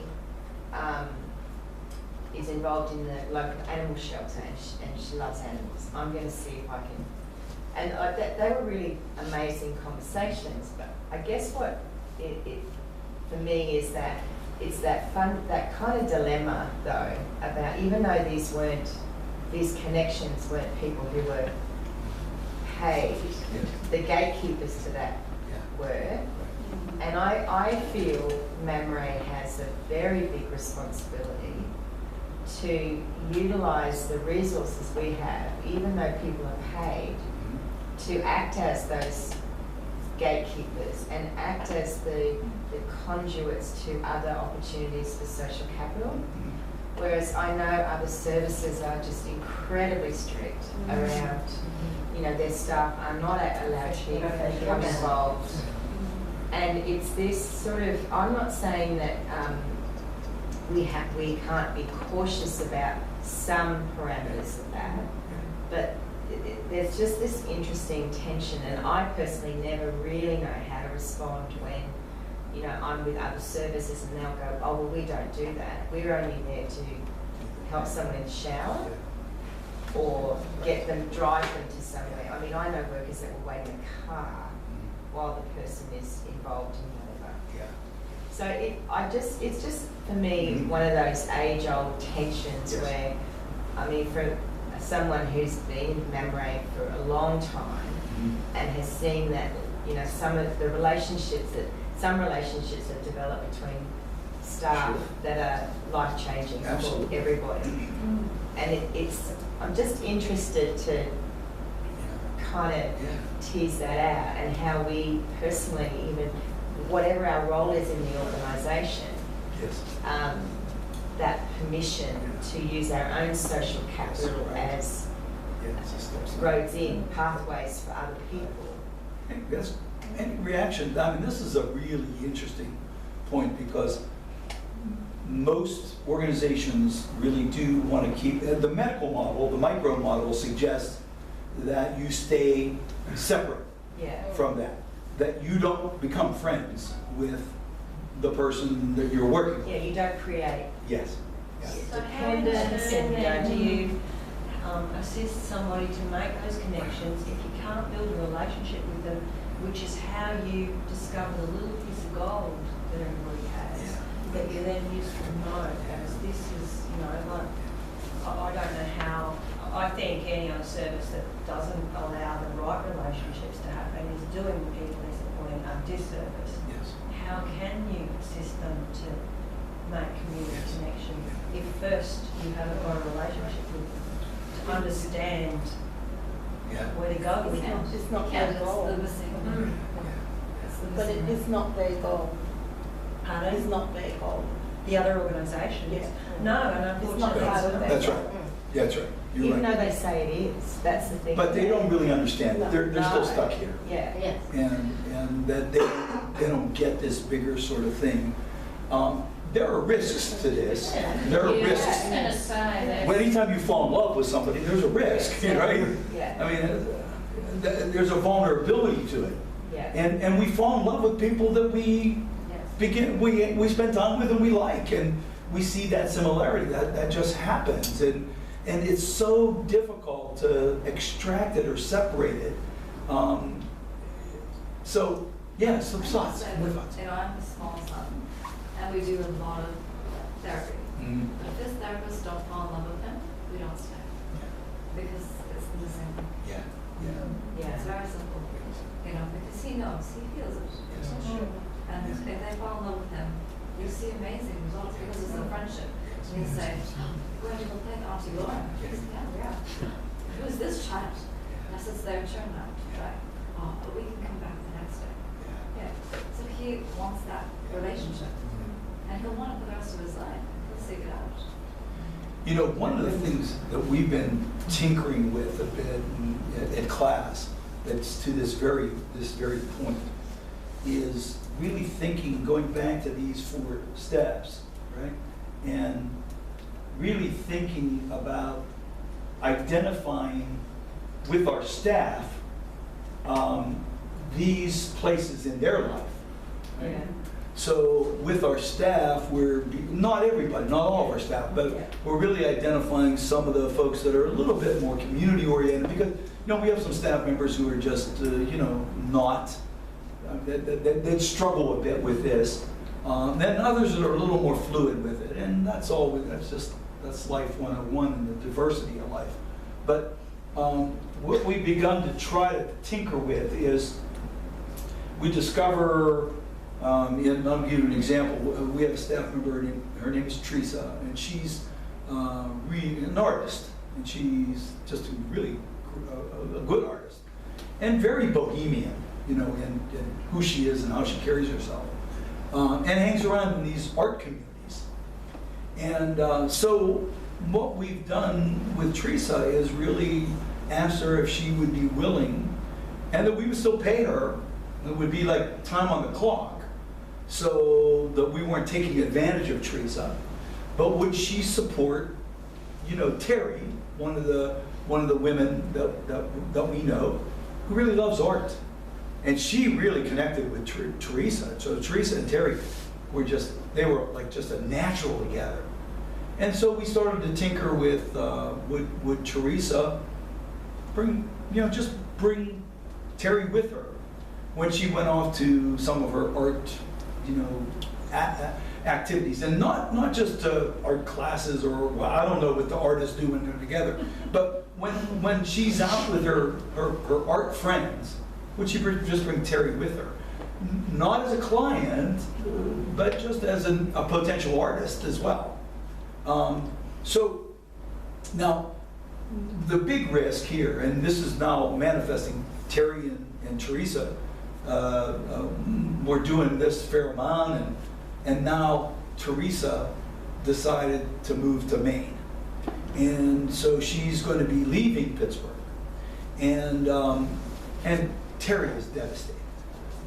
Teresa told Terry she's going to. And so, when people fall in love, and, they really begin to, to do this deep bonding, and then one person leaves, you have. I guess there in the strengthening and the deepening of relationships and connections is the important thing, because if she's then really ingrained in that community, it doesn't matter about Teresa leaving. Yeah, She'll still be included. Right, and you hope that there's those other connections that are made from that community. But she's had the experience of forming that relationship 2 years ago. Right.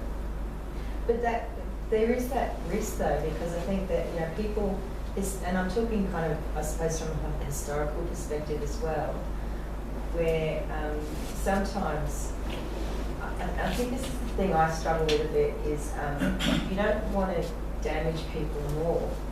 Yes. And lots of people who are vulnerable have experiences of people coming in and out of their lives. And so that's still a risk, whether I would think that would still be a risk for Teresa, even if she was deeply embedded in that community. So it's just that it's a tension, and I don't know, but I suppose part of that too is that's normal life, that we get close to people and they move away, or there's just no simple answer to it, is there? But it's sort of, you don't want to set stuff up that will have some kind of a damaging impact on somebody.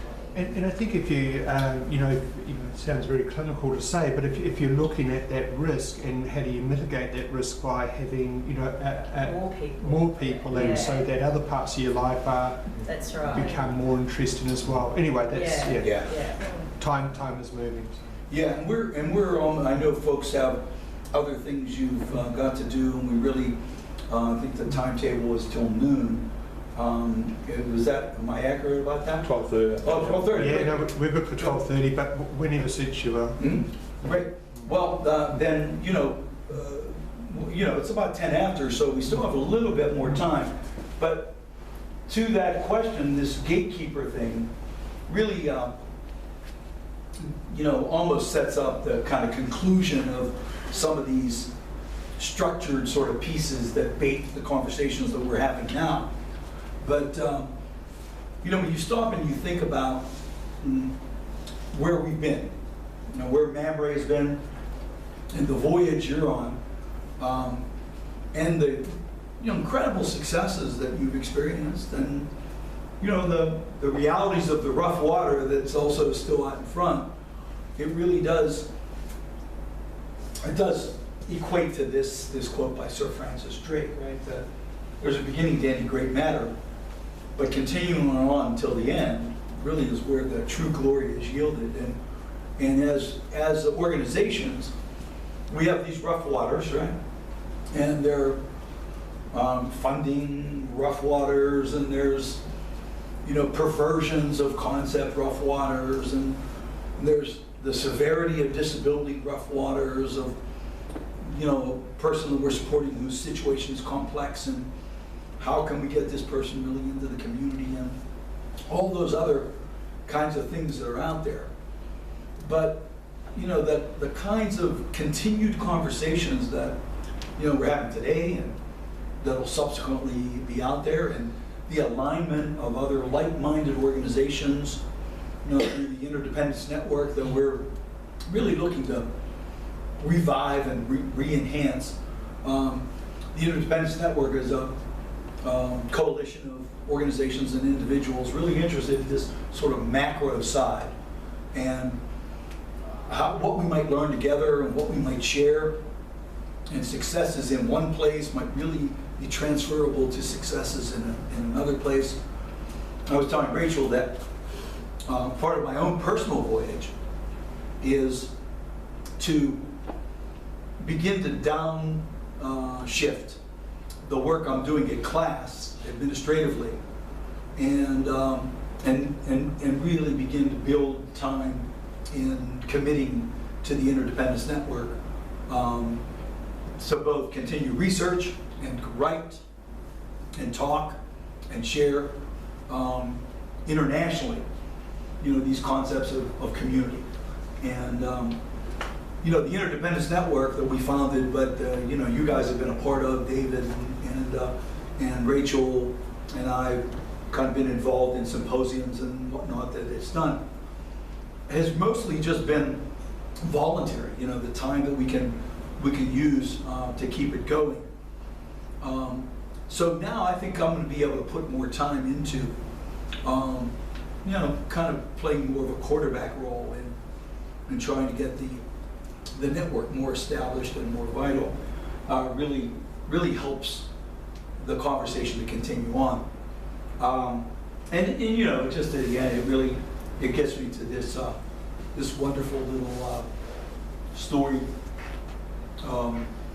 It's a parable, actually, and yeah, I might have shared this when I was here the last time. I found this a couple years ago in Margaret Wheatley's work. But I love this little parable, right, about the owl noticing a small bird trying to put a fire out. There was a fire in the forest, and this owl saw this little bird flying for him. He headed toward the bird, and he discovered that it was a quetzal bird. It's a little quetzal bird going to the river, picking up small drops of water, returning to the fire, and trying to put the fire out. And the Tocatl, the owl, the wise old owl, really thought that the quetzal bird was silly to try to put a fire out. He's never going to do that. He needs to run for his life. He needs to sort of take care of himself and not worry about the fire burning the forest. These things happen, right? But the quetzal bird stopped, and when the owl challenged him, he said, "I'm doing the best I can with what I have."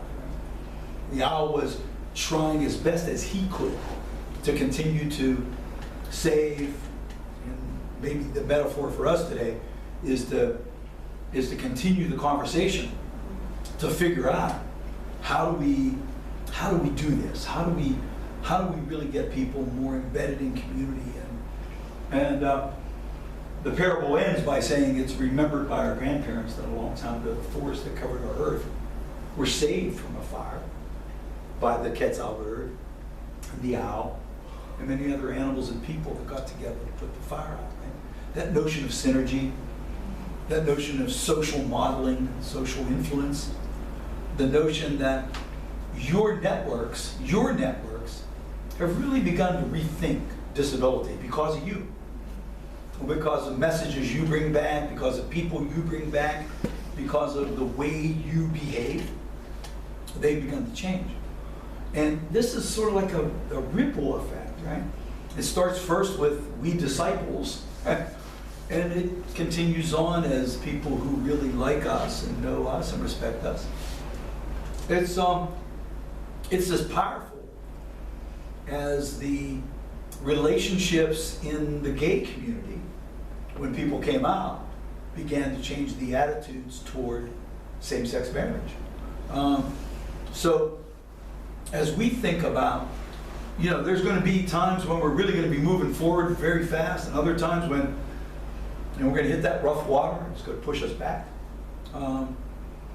But the conversation continues, right? And because we know, MAMRE knows as an organization, and you know in your heart that it's the right thing to do. It's about justice. It's about, why doesn't my cousin Carrie have an opportunity to be a member of the community just like you? I mean, so it really is, at the end of the day, about justice, about the commitment to a better community. And then all the things we choose to do to try to promote that. You know, during the campaign in the United States, when Trump was running against Hillary, and I was having the opportunity to share ideas really around the country with disability advocates, I would put right out in front of people that, you know, we have a choice here to elect a disability advocate like Hillary Clinton, or a person that mocks people with disabilities like Donald Trump, a person that actually stood up and made fun of a person with disability. I mean, we have a choice. And no matter what your politics are, you're conservative or liberal or progressive, that was a tangible choice right there to elect a disability advocate that has spent her entire life, started her life as representing, as a lawyer, children with disabilities in getting their legal rights. And then you had another candidate who started his life, you know, by $1 million gift from his daddy, and he bought, you know, and not just bought, but cheated and did whatever he needed to do to enhance himself. So here's a choice, right? And I, you know, I just couldn't believe when I would say things like that, how people who have children with disabilities just refused to vote for Hillary Clinton because, I don't know, they thought her emails were unsecure, or that she somehow did something in Benghazi that it just, you know, defies logic. So there's steps forward, there's big steps backwards that happen, but I think we just need to keep our eyes on the prize as to what's going to happen. I think one of the wonderful things, Al, about taking steps back is at least we know the way forward and what it looks like. And although that we have to come to a stop and maybe retreat sometimes, Yes. we've experienced it, we see it, you know, and I like that analogy, is that, you know, it often doesn't take us as long to go forward again if we've already been here. Yeah. Yeah, and that example with Teresa, Yeah. you know, like, sort of she's experienced the friendship once. She's more likely to experience it now. Yeah. And Yeah. so, like, she's moved further down along the road Yes. because she's experienced it Yeah. at least once. Yeah. And that's really the beautiful interpretation of the positive aspects. So is there a negative or a sad aspect of her leaving? Of course, there is, both for our organization as well as for Terry, who, you know, had this deep relationship with Teresa. But you're right, you know, Teresa's now going to go to Bangor, and she's going to be in Maine, and she's going to be just this incredible advocate for inclusivity, you know, and plant the seeds now in a new field for herself. So there's positive linings to everything. I think that the positive lining to the Trump election was that it really raised up in we progressive advocates that we can't take anything for granted. and that we've got to buy my book and organize. and you know, 2 years from now, get rid of those Republicans, and then 4 years from now, you know, elect a new progressive president. So I mean, that's just what we need to do. And so there's, you know, there's lessons even in the losses, right? And there's It's lessons for the people who voted for him in the losses, because the odds are they're going to be worse off. that's right. That's exactly right. That's the other. Oh, down the track they make. Yeah. And I think one thing I noticed that when Trump did get elected, you saw so many people rising up to it, and I think it changes this perspective of, you know, people in America aren't progressive, or they like to stay in a stagnant position, and it showed that there were all these progressive people wanting to rise up against this system. And you haven't seen I mean, this is just what you've seen already in terms of rising up is scratching the surface. I think there's going to be huge movement unfolding, and the pockets of resistance are going to really emerge. And, you know, because we want the world to know that, you know, Donald Trump does not represent the values of America. And, you know, we were asleep at the switch. And we were too complacent. We thought Hillary had this in the bag. And it was, you know, learned a very powerful and important lesson. And the similar thing happened in England as well. With Brexit. Well, Brexit, but even before that, when the Labor Party lost the last election, because it's voluntary voting, and then the Labor Party was going to get rid of, what's the gentleman's name? Jeremy Corbyn. Jeremy. And 60,000 people enrolled to join the Labor Party because they realised they'd all been sitting back thinking someone else will do it. Yes. And then Brexit come along, the same thing. Everybody was going, oh, I didn't vote because I thought it wouldn't happen that way. Can we have another vote now? And they got 2 million people to sign a petition saying, oh, we want to vote now. So, so I think in America now, and we'll get the same in Australia, we always like to follow. And we're going to have the same thing happen. We've got a Pauline Hanson who's similar to that, and a Bernardi party that's coming up as well. Because people are sitting back, thinking other people are doing it. But it's when you get that, that's when people go, oh no, I do have to contribute. I do have to step up. Yeah. So I think. Yeah. Well, I have one last ceremonial thing to do. Before we conclude, we're almost ready to conclude. I brought my dirty laundry. I think we've already shared from New Zealand. But you know what I want to keep. I'll always be leery of Italians bearing gifts. But I did have a couple things. The first thing I wanted to do is present to my friend Ian a gift. Oh, wow. Oh, wow. Knowing of your love for real football.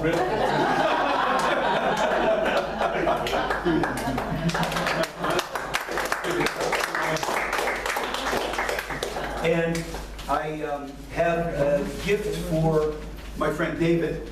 Oh, my goodness. David? It's not wrapped, you know, pretty.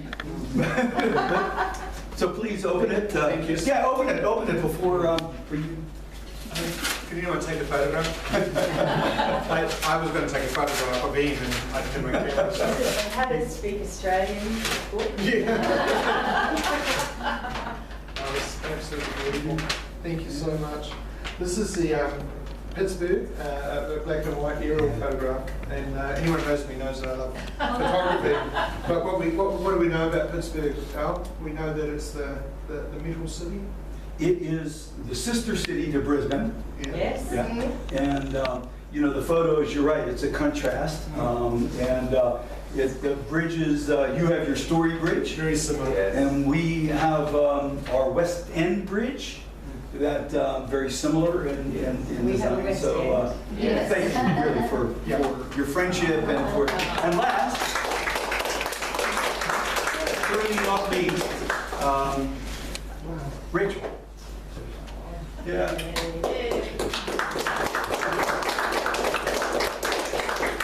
Rachel for the partnership and friendship. It's absolutely our pleasure. Thank you.